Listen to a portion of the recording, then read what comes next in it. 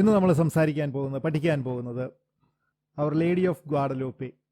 Guadeloupe മാതാവിനെക്കുറിച്ച് നിങ്ങൾ ധാരാളമായി വായിച്ചിട്ടുണ്ടെങ്കിൽ പോലും ഒരു കാര്യം എനിക്ക് ഉറപ്പാണ്, ഇന്നിവിടെ പറയുന്നതിൽ ഒരു കാര്യമെങ്കിലും നിങ്ങൾ ഇതുവരെ കേട്ടിട്ടില്ലാത്തതുണ്ടാവും. കാരണം അത്രയധികമാണ് ഗ്വാഡലൂപ്പ് മാതാവിനെക്കുറിച്ച് സംസാരിക്കാൻ തുടങ്ങിയാൽ. നമ്മൾ പലർക്കും അറിയാം, നമ്മൾ ആ ടൂറിൻ തിരുക്കച്ചയെക്കുറിച്ചുള്ള സീരീസ് ചെയ്ത സമയത്ത് നമ്മുടെ പ്രധാന പ്രശ്നം എന്ത് പറയണമെന്നല്ലായിരുന്നു, എന്ത് പറയാതെ ഒഴിവാക്കണം എന്നുള്ളതായിരുന്നു പ്രശ്നം. കാരണം അത്രയധികമായ പഠനങ്ങളും പരീക്ഷണങ്ങളും നിരീക്ഷണങ്ങളും കാലാകാലങ്ങളായിട്ട് എത്രയോ വർഷങ്ങളായി നടന്ന ഒരു വലിയ വിഷയത്തെക്കുറിച്ച് സംസാരിക്കുമ്പോൾ അതേ പ്രശ്നമാണ് ഇപ്പോൾ എനിക്ക് ഇതിനെക്കുറിച്ച് സംസാരിക്കുമ്പോഴുള്ളത്. ഏതാണ് ഒഴിവാക്കേണ്ടത് എന്നാണ് പ്രശ്നം.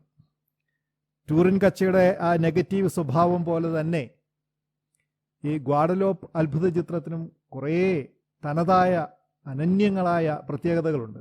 അവയിലൂടെ നമ്മളൊരു ഓട്ടപ്രദക്ഷിണം നടത്താൻ പോവുകയാണ്. ഇപ്പോൾ കേരളത്തിൽ എനിക്ക് തോന്നിയിട്ടുണ്ട് അത്രയധികമായിട്ട് ഗ്വാഡലൂപ്പ് മാതാവിന് ഒരു പരസ്യം ലഭിച്ചിട്ടുണ്ട് എന്ന് എനിക്ക് തോന്നുന്നില്ല. അതായത് ലോകത്തിന്റെ മറ്റ് ഭാഗങ്ങളിൽ ലഭിച്ചിട്ടുള്ള ഗ്വാഡലൂപ്പ് പ്രത്യക്ഷപ്പെടലിന് ലഭിച്ചിരിക്കുന്ന സ്വീകാര്യത കേരളത്തിൽ ലഭിച്ചിട്ടുള്ളതായിട്ട് തോന്നിയിട്ടില്ല. ഒരുപക്ഷെ അധികം താമസിക്കാതെ ഉണ്ടാകുമെന്ന് ഞാൻ കരുതുന്നു. കാരണം അത്രമേൽ ലോകപ്രസിദ്ധമാണിത്. പറഞ്ഞാൽ വിശ്വസിക്കാൻ പറ്റിയല്ല, ലോകത്തിലെ ഏറ്റവും അധികം വിശ്വാസികൾ സന്ദർശിക്കുന്ന തീർത്ഥാടന കേന്ദ്രങ്ങളിൽ വത്തിക്കാൻ കഴിഞ്ഞാൽ തൊട്ടടുത്തത് ഗ്വാഡലൂപ്പാണ്. പക്ഷെ നമുക്ക് ലൂർദിനെക്കുറിച്ചും ഫാത്തിമയെക്കുറിച്ചുമൊക്കെ അറിയുന്നത്ര ഗ്വാഡലൂപ്പയെക്കുറിച്ച് അറിയില്ലല്ലോ. 1,50,00,000 തീർത്ഥാടകർ ഒരു വർഷം അവിടെ സന്ദർശിക്കുന്നുണ്ട്. അത്ര പ്രസിദ്ധമാണ് ഈ ഗ്വാഡലൂപ്പ് മാതാവിന്റെ അത്ഭുത ചിത്രം. ഇത് മെക്സിക്കോയിലാണ്. പക്ഷേ നമ്മുടെ ഈ ക്ലാസ് തുടങ്ങേണ്ടത് മെക്സിക്കോയിലല്ല. കാരണം ഈ ഗ്വാഡലൂപ്പെ മാതാവും അതിനോടനുബന്ധിച്ച് നടന്ന മഹാസംഭവങ്ങളുടെയും ചരിത്രം തുടങ്ങുന്നത് യഥാർത്ഥത്തിൽ അങ്ങ് ദൂരെ യൂറോപ്പിൽ, സ്പെയിനിലാണ്. വിസിഗോത്തിക് ആര്യൻ രാജാക്കന്മാര് ആണ് പണ്ട് സ്പെയിൻ ഭരിച്ചിരുന്നത്. സ്പെയിൻ ആകുന്നതിന് മുമ്പ്, ഐബീരിയ ആയിരിക്കുന്ന സമയത്ത് അവര് ആര്യൻ രാജാക്കന്മാരായിരുന്നു. അതൊരു പാഷണ്ഡതയാണ്, ആര്യനിസം നിങ്ങൾ കേട്ടിട്ടുണ്ട്. എന്നാൽ അവിടെ സെവീലിലെ മെത്രാനായിരുന്ന വിശുദ്ധ ലിയാൻഡർ ക്രിസ്തുമതം കൊണ്ടുവന്ന് പ്രഘോഷിച്ചു. രാജാവിന്റെ മക്കള് 2 പേര്, ഹെർമൻഗിൽഡ്, റെക്കാറഡ് എന്ന് പറയുന്ന 2 പേര്, അവര് തന്നെ മാനസാന്തരപ്പെട്ടു. ആര്യൻ രാജാവ് അതിൽ വളരെ അരിശപ്പെട്ട് സെന്റ് ഹെർമൻഗിൽഡിനെ കൊന്നുകളഞ്ഞു. അദ്ദേഹം മരിച്ചു. പക്ഷെ അതിനുശേഷം വലിയ ദൃഷ്ടാന്തങ്ങൾ ഉണ്ടായതോടുകൂടെ ഈ ആര്യൻ രാജാവിന് തന്നെ ചെയ്തത് അബദ്ധമായി എന്ന് മനസ്സിലായി. അങ്ങനെ താൻ ഒത്തിരി ഉപദ്രവിക്കുകയും നാട് കടത്തുകയും ചെയ്തിരുന്ന ലിയാൻഡർ പിതാവിനെ തന്നെ തിരികെ കൊണ്ടുവന്നു. അവരൊക്കെ മാനസാന്തരപ്പെട്ടു. ഐബീരിയ മുഴുവൻ പൂർണ്ണമായും, സ്പെയിൻ പൂർണ്ണമായും ക്രിസ്തീയവൽക്കരിക്കപ്പെട്ടു. നിങ്ങൾക്കറിയാം, വിശുദ്ധ യാക്കോബ് ശ്ലീഹ സ്പെയിനിൽ വന്ന് സുവിശേഷം പ്രഘോഷിച്ച സമയത്ത് അദ്ദേഹത്തിന് വലിയ മാനസാന്തരങ്ങളൊന്നും ഇവിടെ ഉണ്ടാക്കാൻ സാധിക്കാതെ വിഷമിച്ചിരിക്കുന്ന സമയത്ത്, സരഗോസ എന്ന് പറയുന്ന സ്ഥലത്തായിരിക്കുമ്പോൾ പരിശുദ്ധ കന്യാസ്ത്രീ മറിയം ജീവിച്ചിരിക്കുന്ന സമയത്ത് തന്നെ AD 42 അവിടെ ബൈലൊക്കേറ്റ് ചെയ്ത് പ്രത്യക്ഷപ്പെട്ട് അദ്ദേഹത്തെ ധൈര്യപ്പെടുത്തുകയും വലിയ അത്ഭുതങ്ങൾ ഇവിടെ നടക്കും, ഈ രാജ്യം എൻ്റെ മകന് വേണ്ടി നേടിയെടുക്കപ്പെടും എന്ന് വാക്കുകൊടുക്കുകയും ഒക്കെ ചെയ്തിരുന്നു. അതാണ് യഥാർത്ഥത്തിൽ സംഭവിച്ചത്. മാതാവ് പറഞ്ഞ ആ സംഗതി തന്നെയാണ് സംഭവിച്ചത്. ഐബീരിയ ക്രിസ്തുമതം സ്വീകരിച്ചപ്പോൾ, ഇന്ന് നമ്മൾ ദിവ്യ കുർബാന അർപ്പിച്ചപ്പോൾ കണ്ടല്ലോ, മഹാനായ ഗ്രിഗറി പിതാവിന്റെ തിരുനാളാണിന്ന്. ഗ്രിഗറി പിതാവിന് വളരെ സന്തോഷമായിപ്പോയി ഇങ്ങനെ ഒരു വലിയൊരു അത്ഭുതം നടന്നതിൽ. ഇത്ര വലിയ ഒരു മാനസാന്തരം, ഒരു ദേശം മുഴുവൻ മാനസാന്തരപ്പെട്ടപ്പോൾ. ഐബീരിയയ്ക്ക് ഒരു പ്രത്യേകതയുണ്ട്. സ്പെയിൻ എന്ന് പറയുന്ന സ്പെയിനൊരു പ്രത്യേകതയുണ്ട്. ആഫ്രിക്കയോട് തൊട്ടുകിടക്കുന്ന യൂറോപ്യൻ രാജ്യമാണ്. ഫ്രാൻസ് ആണ് അതിൻ്റെ ഒരു അതിർത്തി. പോർച്ചുഗലുണ്ട് ഇവിടെ. പക്ഷേ ഈ ഫ്രാൻസിന്റെയും സ്പെയിനിന്റെയും ഇടയ്ക്ക് പിറണീസ് പർവ്വതനിരകൾ ഉള്ളത് കാരണം അങ്ങോട്ടും ഇങ്ങോട്ടും കടന്നു പോകുക എളുപ്പമല്ല. അപ്പൊ ഇങ്ങനെ വിദൂരമായ ഒരു സ്ഥലത്ത്, അവിടെ റോമാക്കാർക്ക് നല്ല സ്വാധീനമുള്ള സ്ഥലമായിരുന്നു, വിദൂരമായ ഒരു സ്ഥലത്ത് സുവിശേഷം പ്രഘോഷിക്കപ്പെടുകയും ആ ദേശം മുഴുവൻ മാനസാന്തരപ്പെടുകയും ചെയ്തപ്പോൾ മഹാനായ ഗ്രിഗറി പിതാവിന് വളരെ സന്തോഷം തോന്നിയതുകൊണ്ട് അദ്ദേഹം ലൂക്കാസ്ലീഹ മാതാവിനെ തടിയിൽ കൊത്തിയെടുത്ത ഒരു രൂപമുണ്ടായിരുന്നു. ആ രൂപം സെവീലിലെ വിശുദ്ധ ലിയാൻഡറിന് സമ്മാനമായിട്ട് കൊടുത്തു. ഈ സരഗോസ എന്ന് പറയുന്ന ഈ സ്ഥലത്താണ് മാതാവ് വിശുദ്ധ യാക്കോബിന് പ്രത്യക്ഷപ്പെട്ടത്. ഇങ്ങനെ തടിയിൽ കൊത്തിയ രൂപം കൊടുത്തു. ആ രൂപം തടിയിൽ കൊത്തിയതായതുകൊണ്ട് തന്നെ ദ ബ്ലാക്ക് മഡോണ എന്നാണ് അറിയപ്പെടുന്നത്. കറുത്ത മാതാവ് എന്നാണ് അറിയപ്പെടുക. മാതാവ് മാത്രമല്ല, മാതാവിന്റെ കയ്യിൽ ഇവിടെ ഒരു ഈശോയും ഇരിക്കുന്നുണ്ട്, അതും കറുത്തായിരിക്കും.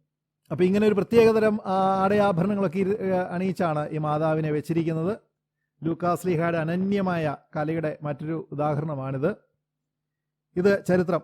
ഈ കാര്യങ്ങൾ ഇങ്ങനെ നടന്നുകൊണ്ടിരിക്കുമ്പോൾ ലോകത്തിന്റെ മറ്റൊരു ഭാഗത്ത് അറേബ്യയിൽ മറ്റൊരു സംഭവം നടക്കുന്നുണ്ടായിരുന്നു. അവിടെ ഇസ്ലാം ആരംഭിച്ചു. അത് ചുറ്റുപാടും ഇങ്ങനെ കത്തിപ്പടരുകയാണ്. ഇതാ നിങ്ങൾ ഇവിടെയാണ് നോക്കേണ്ടത്, ഈ റെഡ് സർക്കിളിനുള്ളിൽ 632 മുതൽ 750 വരെ ഇസ്ലാം പടർന്നതിന്റെ വേഗതയും അതിന്റെ വ്യാപ്തിയുമാണ് ഈ സ്ലൈഡ് കാണിച്ചു തന്നുകൊണ്ടിരിക്കുന്നത്. 642, 643, AD 644, AD 649, 652, 655. എത്ര പെട്ടെന്നാണത് പടർന്നു പിടിച്ചതെന്ന് ആലോചിച്ച് നോക്കി. AD 632 മുഹമ്മദ് നബി മരിക്കുന്നത്. 659 ആയപ്പോഴേക്കും ഏഷ്യയുടെ വലിയ ഭാഗങ്ങൾ കീഴടക്കി. കോൺസ്റ്റാന്റിനോപ്പിൾ അന്ന് കീഴടക്കിയിട്ടില്ല. 1453 കോൺസ്റ്റാന്റിനോപ്പിൾ കീഴടക്കുന്നത്. വടക്കൻ ആഫ്രിക്ക മുഴുവൻ കീഴടക്കി. അത് വളരെ പ്രധാനപ്പെട്ടതാണ്. വടക്കൻ ആഫ്രിക്ക കീഴടക്കി മൊറോക്കോയിൽ എത്തിക്കഴിഞ്ഞപ്പോൾ അവിടുത്തെ മൂറുകൾ ഇസ്ലാമിനെ അധീനപ്പെടുത്തു. ഇതാണ് സ്പെയിനിൽ കണ്ടോ, അവിടെ പച്ച നിറവായി അത് തുടങ്ങിയിരിക്കുന്നു. ഇത് നിങ്ങൾക്ക് നല്ലൊരു ധാരണ കിട്ടും ഇസ്ലാം എങ്ങനെയാണ് വളർന്നത്, എത്ര പെട്ടെന്നാണ് വളർന്നത് എന്ന്. ഈ ഒരു ഒറ്റ സ്ലൈഡിൽ നിന്ന് നിങ്ങൾക്ക് നല്ല ധാരണ കിട്ടും. ഞാനൊരു പ്രാവശ്യം കൂടി അതിൻ്റെ ആ കംപ്ലീഷൻ കാണിച്ചിട്ട് അടുത്ത സ്ലൈഡിലേക്ക് പോയിക്കൊള്ളാം. ഇത് ആഫ്രിക്കയിലാണിപ്പോൾ. ഏഷ്യയിലേക്ക് ഇടതോട്ടും വലത്തേക്കുമായിട്ട് ഏഷ്യയിലെത്തിയിരിക്കുന്നു. ഏഷ്യ മൈനർ കീഴടക്കി, ആഫ്രിക്കയിലെത്തി, നോർത്ത് ആഫ്രിക്കയിലെത്തി. അങ്ങനെയാണ് പോകുന്നത്. ഓക്കെ, ഇങ്ങനെ ഇസ്ലാം വന്ന് ഈ രാജ്യങ്ങളെ മുഴുവൻ കീഴടക്കിയപ്പോൾ ഐബീരിയയിലെത്തി. AD 711 സ്പെയിനിൽ ഇസ്ലാം കടന്നു. അപ്പോൾ നിങ്ങൾ കണ്ടല്ലോ എത്ര സ്പീഡിലാണ് പടരുന്നതെന്ന്. വിസിഗോത്തിക് രാജാക്കന്മാർ അവരെ എതിർത്ത് നിൽക്കാൻ ശ്രമിച്ചു, സാധിച്ചില്ല. അവരൊക്കെ കൊല്ലപ്പെട്ടു. അങ്ങനെ തെക്കേ അറ്റത്ത് നിന്ന് വടക്കേ അറ്റത്തേക്ക് തീ കത്തി പടരുന്നത് പോലെ ഇസ്ലാം വന്നുകൊണ്ടിരിക്കുക. അപ്പം നിങ്ങൾക്കറിയാം, നമ്മൾ ടിപ്പുവിൻ്റെ കാര്യം കണ്ടപ്പോഴും ആ കണ്ട സമയത്ത് നമ്മൾ തുർക്കി സുൽത്താന്റെ ആക്രമണ രീതികളെക്കുറിച്ച് നമ്മൾ പറഞ്ഞിരുന്നു. മൂറുകളും അതുപോലെ തന്നെയാണ് പ്രവർത്തിക്കുന്ന. മതപരിവർത്തനവും അടിമകളാക്കുകയും ഒക്കെ ചെയ്യുന്നത് കൂടെ ക്രിസ്തീയതയുടെ എല്ലാ പ്രതീകങ്ങളെയും നശിപ്പിക്കുമായിരുന്നു.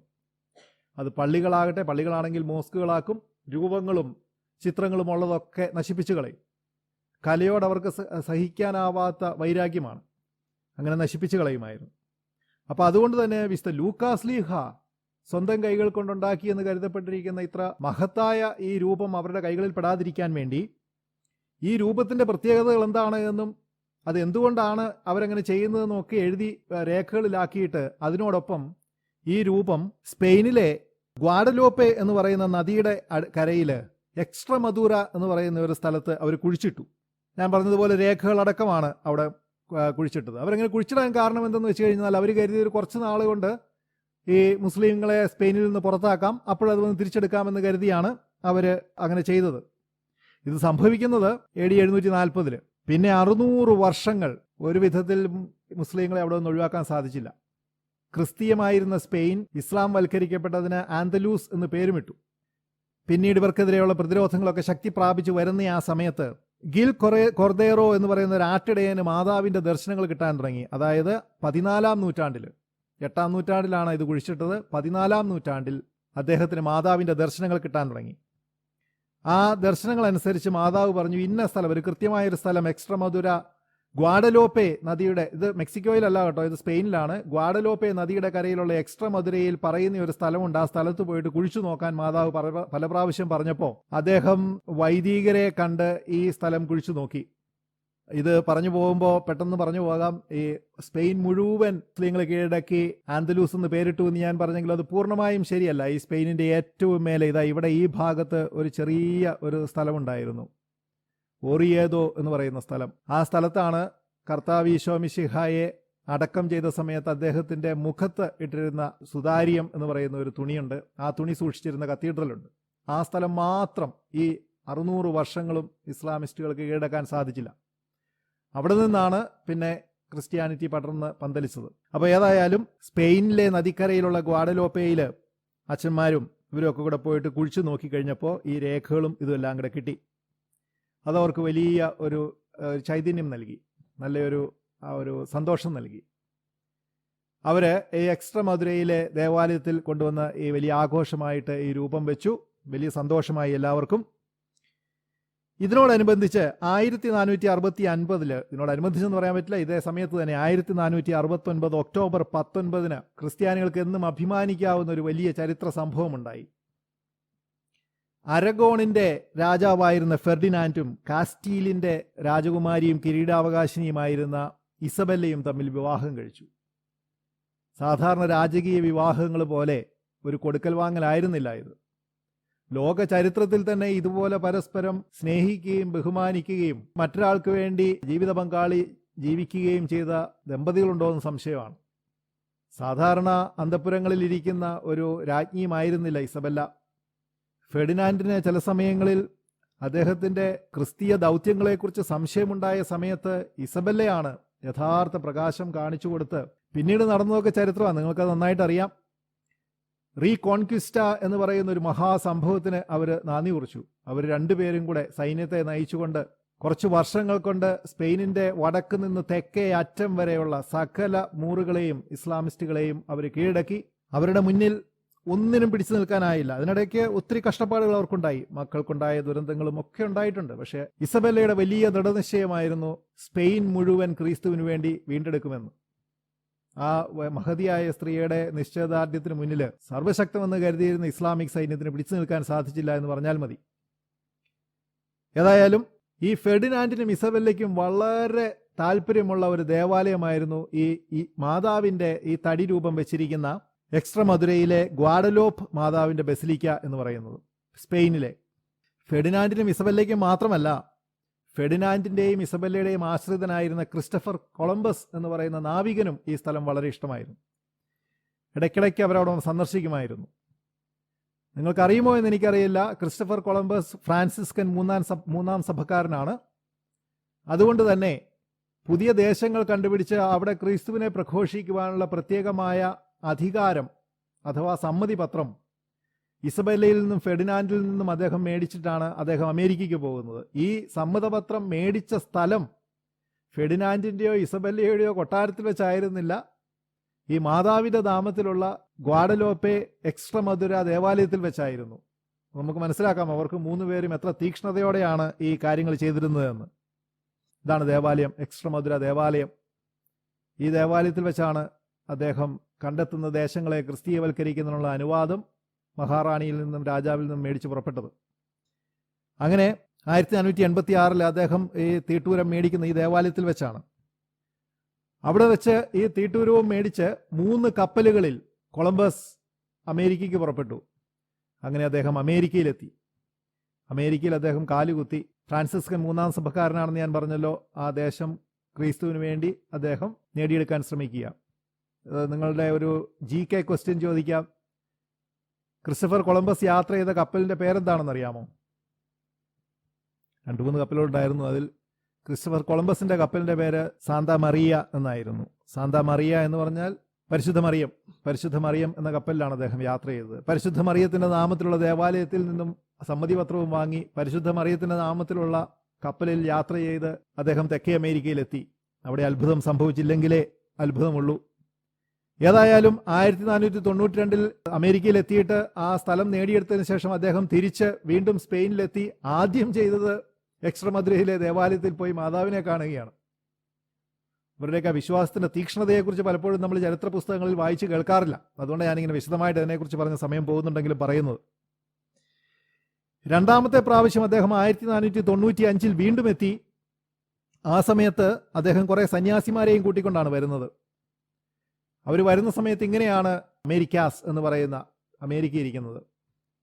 4 വിഭാഗക്കാരുണ്ട്. 3 പ്രധാന റെഡ് ഇന്ത്യൻ വിഭാഗക്കാരാണ് അവിടെ ഉണ്ടായിരുന്നത്. ഇൻക, മായ, അസ്ടെക് എന്ന് പറയുന്ന 3 വിഭാഗക്കാർ. തെക്കേ അമേരിക്കയുടെ ഈ ഭാഗങ്ങളെല്ലാം ഇൻകാകളുടെ കയ്യിലും മധ്യഭാഗം മായന്മാരുടെ കയ്യിലും മെക്സിക്കോയുടെ ഭാഗം അസ്ടെക്കുകളുടെ കൈവശവുമായിരുന്നു. ഇവരെക്കുറിച്ച് നമ്മളിപ്പോൾ വിശദമായിട്ട് സംസാരിക്കും, പഠിക്കും. Meso American സംസ്കാരങ്ങളാണിത്.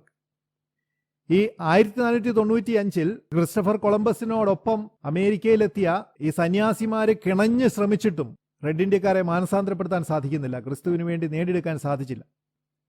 പല കാരണങ്ങൾ അതിനുണ്ടെന്നാണ് ഞാൻ കരുതുന്നത്. ഏറ്റവും പ്രധാനമായ കാരണം ഈ റെഡ് ഇന്ത്യൻ വർഗക്കാരുടെ മതപരമായ ചടങ്ങുകളിലെ ക്രൂരത ആണ്. അതിന്റെ ഏറ്റവും വലിയ ഉദാഹരണം നമ്മൾ നേരത്തെ കണ്ട 3 വിഭാഗങ്ങളിൽ അസ്റ്റെക്കുകൾ എന്ന് പറഞ്ഞ വിഭാഗക്കാരെ ബാക്കി ഉള്ള എല്ലാ വിഭാഗക്കാരെയും തോൽപ്പിച്ച് അവരുടെ മേൽ അധീശത്വം ഉണ്ടാക്കി ഇന്ന് മെക്സിക്കോ എന്ന് പറയുന്ന ആ നഗരം ഇരിക്കുന്ന സ്ഥലത്ത് ഒരു ചതുപ്പ് പ്രദേശമാണ്. അവിടെ ടെനോച്ചിറ്റ്ലൻ എന്ന പേരിൽ അവരുടെ ആസ്ഥാനമുണ്ടാക്കി. ഒരു വലിയൊരു കായലിൻ്റെ നടുവിൽ കോസ്വേകളൊക്കെ ഉണ്ടാക്കി. കോസ്വേകളിൽ കൂടെ എത്തിച്ചേരാവുന്ന വിധത്തിൽ വളരെ സുരക്ഷിതമായ സ്ഥലത്ത് വലിയൊരു നഗരം, വളരെ വലിയ നഗരം. ഈ നഗരത്തിനുള്ളിൽ തന്നെ 4.5 ലക്ഷം ആൾക്കാർ താമസിക്കുന്നുണ്ടായിരുന്നു അന്ന് എന്ന് പറയുമ്പോൾ നിങ്ങൾക്ക് ആ നഗരത്തിൻ്റെ വലിപ്പം അറിയാം. അതിൻ്റെ മധ്യത്തിൽ വലിയൊരു അമ്പലം, ഒരു പിരമിഡിൻ്റെ ആകൃതിയിലുള്ള ഒരു അമ്പലവും ഒക്കെ ഉണ്ടായിരുന്നു. നമുക്ക് അവിശ്വസനീയമെന്ന് തോന്നും. ഇന്ന് നരബലി എന്ന് പറയുന്നത് അവർക്ക് ഒരു സാധാരണ ചടങ്ങായിരുന്നു. ഏറ്റവും സാധാരണ വിഭാഗങ്ങൾ പോലും ഒരു വർഷം ചുരുങ്ങിയത് 80,000 ആൾക്കാരെ ദൈവങ്ങൾക്ക് നരബലി കൊടുക്കുമായിരുന്നു. ഈ ടെനോച്ചിറ്റ്ലൻ എന്ന് പറയുന്ന ഈ നഗരം അവരുണ്ടാക്കി. അവിടെ ക്വറ്റ്സാൽറ്റൽ എന്ന് പറയുന്ന ഒരു നാഗദൈവമുണ്ട്, ഒരു പാമ്പ് ദൈവം. ഈ ക്വറ്റ്സാൽറ്റലിൻ്റെ പേരിൽ, ഇതാണ് ക്വറ്റ്സാറ്റൽ, ക്വറ്റ്സാക്കോറ്റൽ എന്നാണ്, ക്വറ്റ്സാറ്റൽ എന്നാണ് പക്ഷേ പറയുക.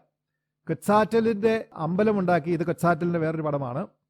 അമ്പലം ക്വറ്റ്സാറ്റലിന് സമർപ്പിച്ച് ആ ഒരു 4 ദിവസം, വെറും 4 ദിവസം കൊണ്ട് 2.5 ലക്ഷം മനുഷ്യക്കുരുതികൾ നടത്തി എന്ന് പറയുമ്പോൾ നമുക്ക് വിശ്വസിക്കാനാവില്ല ആ ക്രൂരതയുടെ ആധിക്യം. ഇതൊരു നാഗദൈവമാണ്, മേലാസകലം പാമ്പാണ്. ആയിരക്കണക്കിന് മനുഷ്യരെ ബലിയർപ്പിക്കുമായിരുന്നു. അവരെ കൊല്ലാതെയാണ് അവരുടെ ഹൃദയം, ജീവനുള്ളപ്പോഴാണ് അവരുടെ ഹൃദയം പറിച്ചെടുക്കുക. ഹൃദയം പറിച്ചെടുത്ത് അത് അങ്ങനെ തന്നെ ഈ നാഗദൈവത്തിന് സമർപ്പിക്കുകയാണ് ചെയ്യുക. ഒരേ ദിവസം 80,000-ഉം 90,000-ഉം ഒക്കെ ബലി നടന്ന സമയങ്ങളുണ്ട്. ഒരൊറ്റ ദിവസം അവിടെ ഒഴുകിയിരിക്കുന്ന ആ രക്തത്തിൻ്റെ കണക്ക് നിങ്ങളൊന്ന് ആലോചിച്ച് നോക്കി. നരബലിയോട് പിശാചിന് വലിയ താല്പര്യമാണ് അന്നും ഇന്നും. അതിനെക്കുറിച്ച് നമുക്ക് വേറൊരു ദിവസം പഠിക്കാം. അങ്ങനെ ജീവനോടെ ഇവരുടെ ഹൃദയം പറിച്ചെടുക്കുകയാണ്. നമുക്ക് വിശ്വസിക്കാനാവാത്ത മറ്റൊരു സംഗതി ഇതിനകത്തുണ്ട്. ആദ്യകാലങ്ങളിൽ നരബലിക്ക് ആളെ കിട്ടാൻ എളുപ്പമായിരുന്നു. കാരണം എന്താണെന്ന് വെച്ചാൽ ഇവർ പരസ്പരം യുദ്ധം ചെയ്തുകൊണ്ടിരുന്ന സമയത്ത് ശത്രു രാജ്യങ്ങളെ ആക്രമിക്കുന്നത് തന്നെ നരബലിക്കുള്ള ആളെ പിടിക്കാൻ വേണ്ടിയാണ്. എന്നാൽ അസ്റ്റെക്കുകൾ എല്ലാവരുടെയും മേൽ അധീശത്വം നേടിയതോടെ അവർ സാമ്രാജ്യശക്തിയാകുകയും ബാക്കിയുള്ളവരൊക്കെ അവരെ അംഗീകരിക്കുകയും ചെയ്തു. ഇനി എന്ത് പറഞ്ഞാൽ യുദ്ധം ചെയ്ത് ആളെ പിടിക്കുക? അതുകൊണ്ട് തൃശ്ശൂർ പൂരത്തിന് പുലികളിയൊക്കെ നടത്തുന്നത് പോലെ ഒരു കളി യുദ്ധം നടത്തും ഇവർ. ഓരോ വിഭാഗങ്ങൾ അങ്ങോട്ടും ഇങ്ങോട്ടും കളിയായിട്ട് യുദ്ധം ചെയ്യും. ആ യുദ്ധത്തിൽ തടവുകാരായി പിടിക്കുന്നവരെ മുഴുവൻ 2 കൂട്ടരും നരബലി അർപ്പിക്കും. അപ്പോൾ പ്രശ്നമില്ലല്ലോ. ഇങ്ങനെയാണ് ഇവർ ഈ ക്വാട്ട തികച്ചുകൊണ്ടിരുന്നത്. അപ്പോൾ ഇത്ര ക്രൂരമായ മതപരമായ ആചാരങ്ങൾ നടന്നിരുന്ന ഒരു സമയമായിരുന്നതുകൊണ്ട്, ഒരു മതത്തിൻ്റെ അംഗങ്ങളായിരുന്നതുകൊണ്ട് സമാധാനവും സ്നേഹവും ഒക്കെ ആയിട്ട് വരുന്ന ഒരു മതത്തെ അവർക്ക് അത്ര സ്വീകാര്യമായിരുന്നില്ല എന്നാണ് ഞാൻ കരുതുന്നതല്ല, ചരിത്രകാരന്മാർ പലരും കരുതുന്നത് അങ്ങനെ. അവർ കൊന്നുകൂട്ടിയ ആൾക്കാരുടെ തലകൾ ഇങ്ങനെ അടുക്കി വെച്ചിരുന്നത് അതിപ്പോൾ കല്ലായി തീർന്നതാണ് ഈ കാണുന്നത്. ഇതിങ്ങനെ ടവറാക്കി പണിയും, വലിയ ഗോപുരം പോലെ ടവറായിട്ട് തലയോടുകൾ കൊണ്ട് തന്നെ പണിയുമായിരുന്നു. ജസ്റ്റ് അതിൻ്റെ ആ ഭീകരതയൊന്ന് കാണിക്കാൻ വേണ്ടി ഞാൻ കാണിച്ചു എന്ന് മാത്രം. ഈ പശ്ചാത്തലത്തിലാണ് സന്യാസിമാർ ഇവിടെ മതപ്രസംഗവുമായിട്ട് വരുന്നത്. അപ്പോൾ പിന്നെ അവിടെ മാനസാന്തരം നടന്നെങ്കിലല്ലേ അത്ഭുതമുള്ളൂ.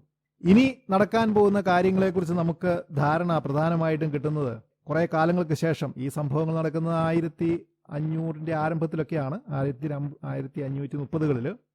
1649-ൽ ടെപ്പിയാക്ക് ദേവാലയത്തിന്റെ വികാരിയായിരുന്ന ലൂയി ലാസോ ദലവേഗ എന്ന വൈദികൻ റെഡ് ഇന്ത്യൻ നാഹുവ ഭാഷയിൽ എഴുതിയ ഒരു പ്രബന്ധത്തിൽ നിന്നുമാണ് നമുക്കിതിനെക്കുറിച്ചുള്ള ആധികാരികമായ രേഖകൾ കിട്ടുന്നത്, പാരമ്പര്യമൊഴികെ. അപ്പോൾ അദ്ദേഹം പറയുന്നതനുസരിച്ച് ഈ സന്യാസിമാർ വന്നപ്പോൾ വിശ്വാസം സ്വീകരിച്ച ചുരുക്കം ചിലരിൽ ഒരാളായിരുന്നു യുവാൻ ഡിയഗോ എന്ന് പറയുന്ന ഒരു റെഡ് ഇന്ത്യക്കാരൻ. ഈ യുവാൻ ഡിയഗോ വളരെ വിശ്വാസ തീക്ഷ്ണതയുള്ള ആളായിരുന്നു. അവൻ താമസിച്ചിരുന്നിടത്തു നിന്നും ഈ ഫ്രാൻസിസ്കൻ സന്യാസിമാര് താമസിക്കുന്ന ആശ്രമ ദേവാലയത്തിലേക്ക് 15 കിലോമീറ്റർ നടക്കാനുണ്ടായിരുന്നു. എല്ലാ ആഴ്ചയിലും അദ്ദേഹം ഈ 15 കിലോമീറ്റർ അങ്ങോട്ടും 15 കിലോമീറ്റർ തിരിച്ചും നടന്നാണ് ദിവ്യകുർബാനയിൽ പങ്കെടുത്തിരുന്നതും വേദപാഠം പഠിച്ചിരുന്നതും. അത്ര തീക്ഷ്ണതയുള്ള ഒരു റെഡ് ഇന്ത്യക്കാരനായിരുന്നു. പക്ഷെ അങ്ങനെയുള്ള ആൾക്കാർ വളരെ കുറവായിരുന്നു. അദ്ദേഹവും അദ്ദേഹത്തിൻ്റെ അദ്ദേഹത്തിൻ്റെ ഭാര്യ മരിച്ചു പോയിരുന്നു നേരത്തെ. അങ്ങനെ കുറച്ച് പേര്, 1 ഡസനോളം എന്നാണ് കണക്ക് പറയുക, ഏതാണ്ട് 1 ഡസനോളം ആൾക്കാരാണ് ആ പ്രദേശത്ത് ഈ 10-30 വർഷം സന്യാസിമാര് സുവിശേഷം പ്രഘോഷിച്ചിട്ട് മാനസാന്തരപ്പെട്ടത്. ഏതാണ്ട് 1 ഡസനോളം ആൾക്കാരാണ്. ആ ദേശത്താകെ 300-ൽ താഴെ ആൾക്കാരാണ് മാനസാന്തരപ്പെട്ടത്. അപ്പോൾ നിങ്ങൾക്ക് ആ മാനസാന്തരത്തിൻ്റെ തീവ്രത മനസ്സിലായല്ലോ. ഇങ്ങനെ ഇരിക്കെ 30 വർഷത്തെ മാനസാന്തരത്തിൻ്റെ ഫലമായിട്ട് ഒരു LP സ്കൂൾ തുടങ്ങാനുള്ള ആളെ പോലും കിട്ടിയിട്ടില്ല. നമ്മൾ നേരത്തെ ഞാൻ നിങ്ങളോട് പറഞ്ഞായിരുന്നല്ലോ, യുവാൻ ഡിയോഗോയുടെ അങ്കിളും ക്രിസ്തുമതം സ്വീകരിച്ചിരുന്നു എന്ന്. ബെർണദീഞ്ഞോ എന്നാണ് അദ്ദേഹത്തിൻ്റെ പേര്. ഈ ബെർണദീഞ്ഞോ അസുഖം ബാധിച്ച് മരിക്കാനായി കിടക്കുക. അപ്പോൾ നിങ്ങൾക്കറിയാം, അവർ ഈ അടുത്ത കാലത്താണ് മാനസാന്തരപ്പെട്ടത്. അതുകൊണ്ട് ആ ദേശങ്ങളിലൊക്കെ വൈദ്യൻ എന്ന് പറയുന്ന യഥാർത്ഥത്തിൽ ഒരു മന്ത്രവാദിയാണ്. ഷമാനെ കുറിച്ചൊക്കെ നിങ്ങൾക്കറിയാമല്ലോ. അത് ഈ സൂര്യദേവന്റെ മന്ത്രവാദിയാണ്, പുരോഹിതൻ. അദ്ദേഹം ബെർണദീഞ്ഞോയെ കാണാൻ വേണ്ടി വന്നു നോക്കുമ്പോൾ പനിയാണ്, നല്ല ചൂടാണ്. അപ്പോൾ അദ്ദേഹം ഉറപ്പിച്ചു പറഞ്ഞു, സൂര്യദേവൻ നിന്റെ ആത്മാവിനെ കൊണ്ടുപോയി കഴിഞ്ഞിരിക്കുന്നു, അതുകൊണ്ടാണ് ഈ ചൂട്. നീ എന്തായാലും മരിക്കും എന്നോട് സൂര്യദേവൻ പറഞ്ഞിട്ടുണ്ട് എന്ന് പറഞ്ഞു. മരിക്കുമെന്ന് ഉറപ്പായി കഴിഞ്ഞപ്പോൾ ബെർണദീഞ്ഞോ പറഞ്ഞു, മരിക്കുമെന്നുണ്ടെങ്കിൽ എനിക്ക് അന്ത്യകൂദാശ വേണമെന്ന് പറഞ്ഞു. അങ്ങനെ ഈ ഫ്രാൻസിസ്കൻ വൈദികനെ കൂട്ടാനായിട്ട് 15 കിലോമീറ്റർ ദൂരെയുള്ള ആശ്രമത്തിലേക്ക് പോവുകയാണ് നമ്മുടെ യുവാൻ ഡിയോഗോ. അങ്ങനെ പോകുന്ന സമയത്ത് വഴിക്ക് വെച്ച് മലയുടെ മുകളിൽ നിന്നും താഴേക്ക് ഇറങ്ങി വരുന്ന രാജകീയ പ്രൗഢിയുള്ള ഒരു യുവതിയെ കണ്ടു. അവരുടെ മുഖഭാവവും ശരീരത്തിൻ്റെ നിറവുമൊക്കെ കണ്ടിട്ട് ഏതാണ്ട് ഒരു റെഡ് ഇന്ത്യൻ നിറമാണ്, പൂർണ്ണമായും അങ്ങനെയല്ല, റെഡ് ഇന്ത്യൻ ഫീച്ചേഴ്സുമൊക്കെയുള്ള വളരെ പ്രായം കുറഞ്ഞ യുവതിയായ ഒരു സ്ത്രീ.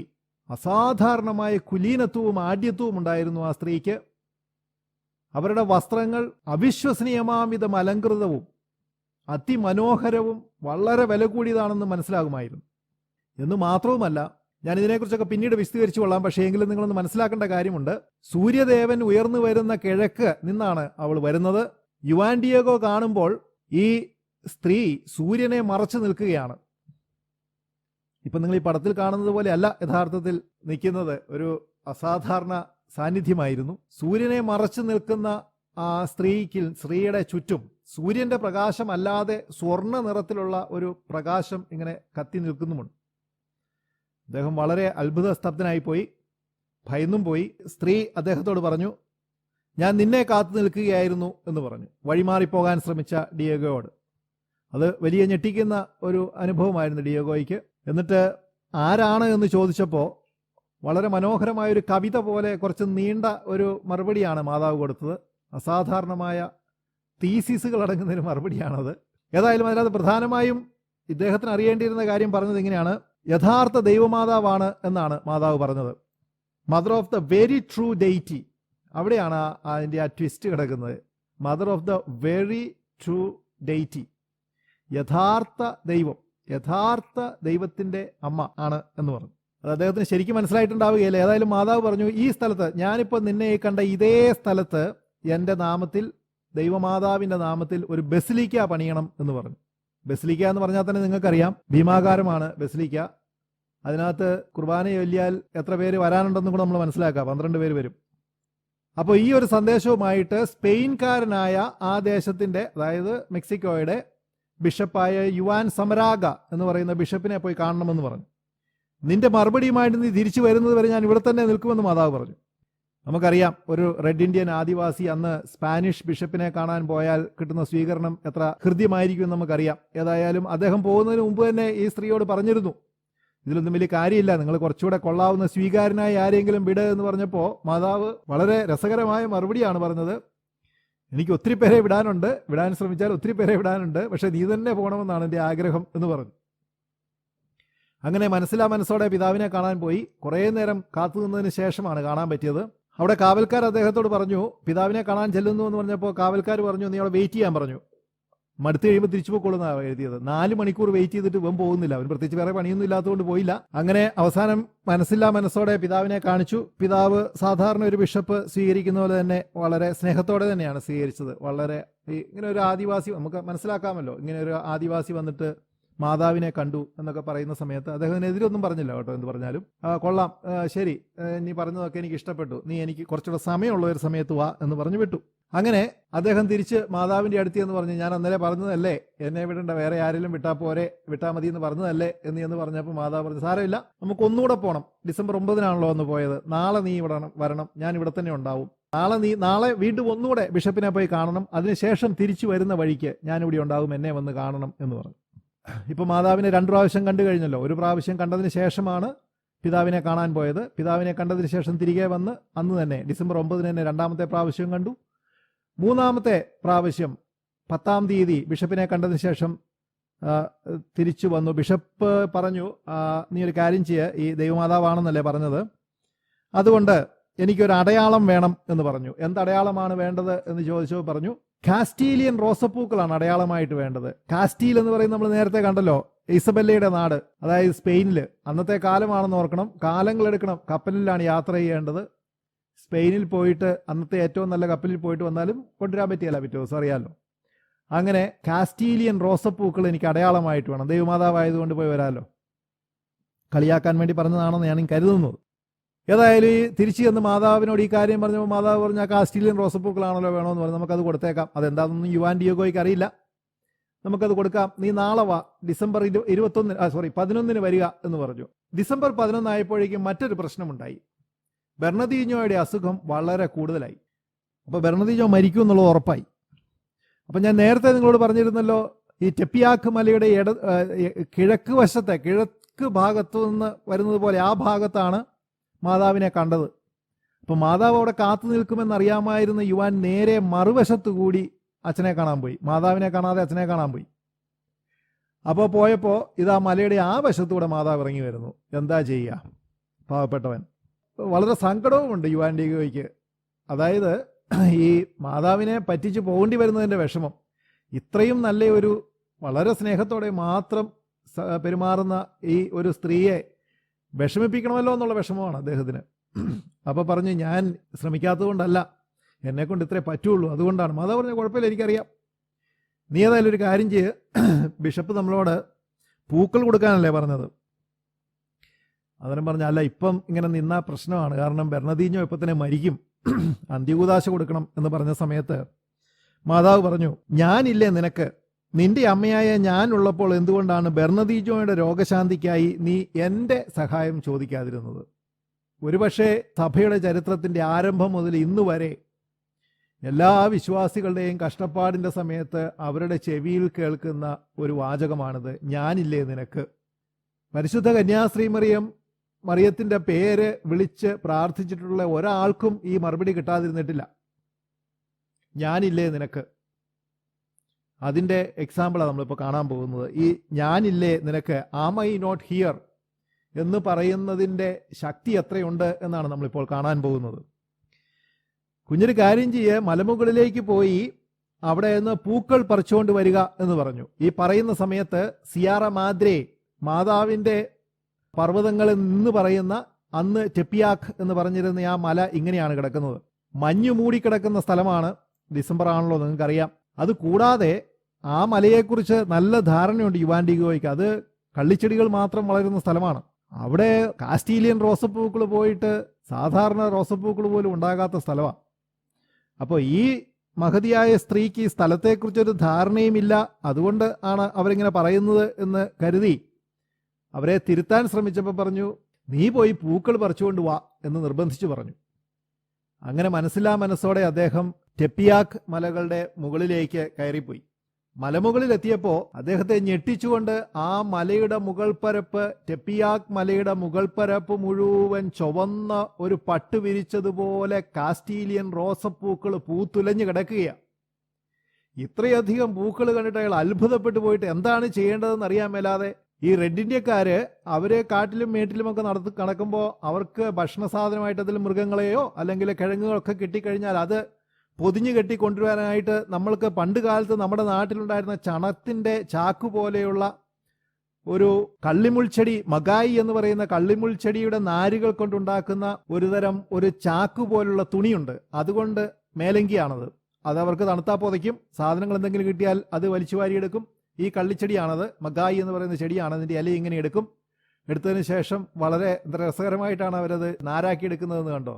കള്ളി മുൾച്ചെടി കൊണ്ട് ഇത്രയുമൊക്കെ ഗുണങ്ങളുണ്ടെന്ന് നമുക്കറിയില്ലായിരുന്നു. ഗെയ്വ്, അഗാവ് എന്നൊക്കെ അതിന് പറയും. കള്ളിച്ചെടിയാണത്. എന്നിട്ട് അതുകൊണ്ടുണ്ടാക്കുന്ന ഇതുപോലെയുള്ള ചാക്ക് പോലെയുള്ള ആ തുണിയിൽ ആ ഭാണ്ഡമാക്കി ആ പൂക്കളെല്ലാം കൂടെ പൊതിഞ്ഞു കെട്ടി ഒരു തോളിലിട്ട് അയാൾ പാട്ടും പാടി താഴെ മാതാവിൻ്റെ അടുത്തേക്ക് ഓടിയെത്തുകയാണ്. ഈ മഗായി കള്ളിച്ചെടിയെ കുറിച്ച് നിങ്ങൾ കേട്ടിട്ടുണ്ടാവും എന്നെനിക്കറിയാം. അത് ഈ പറഞ്ഞ പോലെ തുണി ഉണ്ടാക്കാൻ മാത്രമല്ല ഉപയോഗിക്കുന്നത്. ഇതെന്തിനാണെന്ന് നിങ്ങൾക്ക് അറിയാമെന്ന് ഞാൻ കരുതുന്നു. ഏതായാലും ഇപ്പോൾ ഒത്തിരി ആവേശത്തിലായിരിക്കും ഇപ്പോൾ ചേട്ടന്മാരൊക്കെ ഇതും കണ്ടിരിക്കുന്നത്. ചെക്കിയില ഉണ്ടാക്കാൻ ഉപയോഗിക്കും.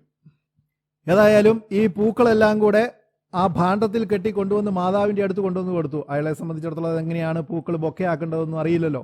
അപ്പോൾ mother of the very true deity ഇങ്ങനെയാണോ പൂക്കൾ കൊണ്ടുപോകുന്നുള്ള സ്റ്റൈലില് അത് മേടിച്ച് ആ പൂക്കളെല്ലാം കൂടെ ഒരു ബൊക്കെ പോലെയാക്കി പൊതിഞ്ഞു കെട്ടി ഈ നാര് കൊണ്ടുണ്ടാക്കുന്ന പുറംകുപ്പായത്തിന് പറയുക ടിൽമ എന്നാണ്.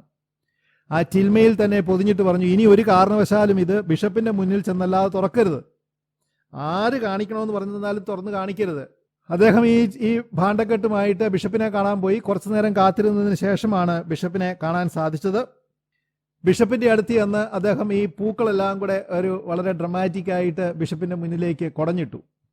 ഇത് കുടഞ്ഞിട്ട സമയത്ത് ബിഷപ്പ് ഞെട്ടിപ്പോയി. അദ്ദേഹവും അദ്ദേഹത്തിന് കൂടെ ഉണ്ടായിരുന്നതും ചാടി എഴുന്നേറ്റത് അപ്രതീക്ഷിതമായിട്ട് കാസ്റ്റീലിയൻ റോസപ്പൂക്കൾ കണ്ടതുകൊണ്ടല്ല. ഇതാ ഈ ടിൽമയിൽ നമ്മളിപ്പോൾ ഈ കാണുന്നത് പോലെ, ഈ ചാക്കു പോലെയുള്ള ഈ തുണിയിൽ നമ്മളിപ്പോൾ ഈ കാണുന്നത് പോലെ അതിമനോഹരമായ മാതാവിന്റെ ഒരു ചിത്രം പതിഞ്ഞിരുന്നു. ഈ ചിത്രമാണ് ഗ്വാഡലോപ്പ് മാതാവ് എന്ന് പറയുന്നത്.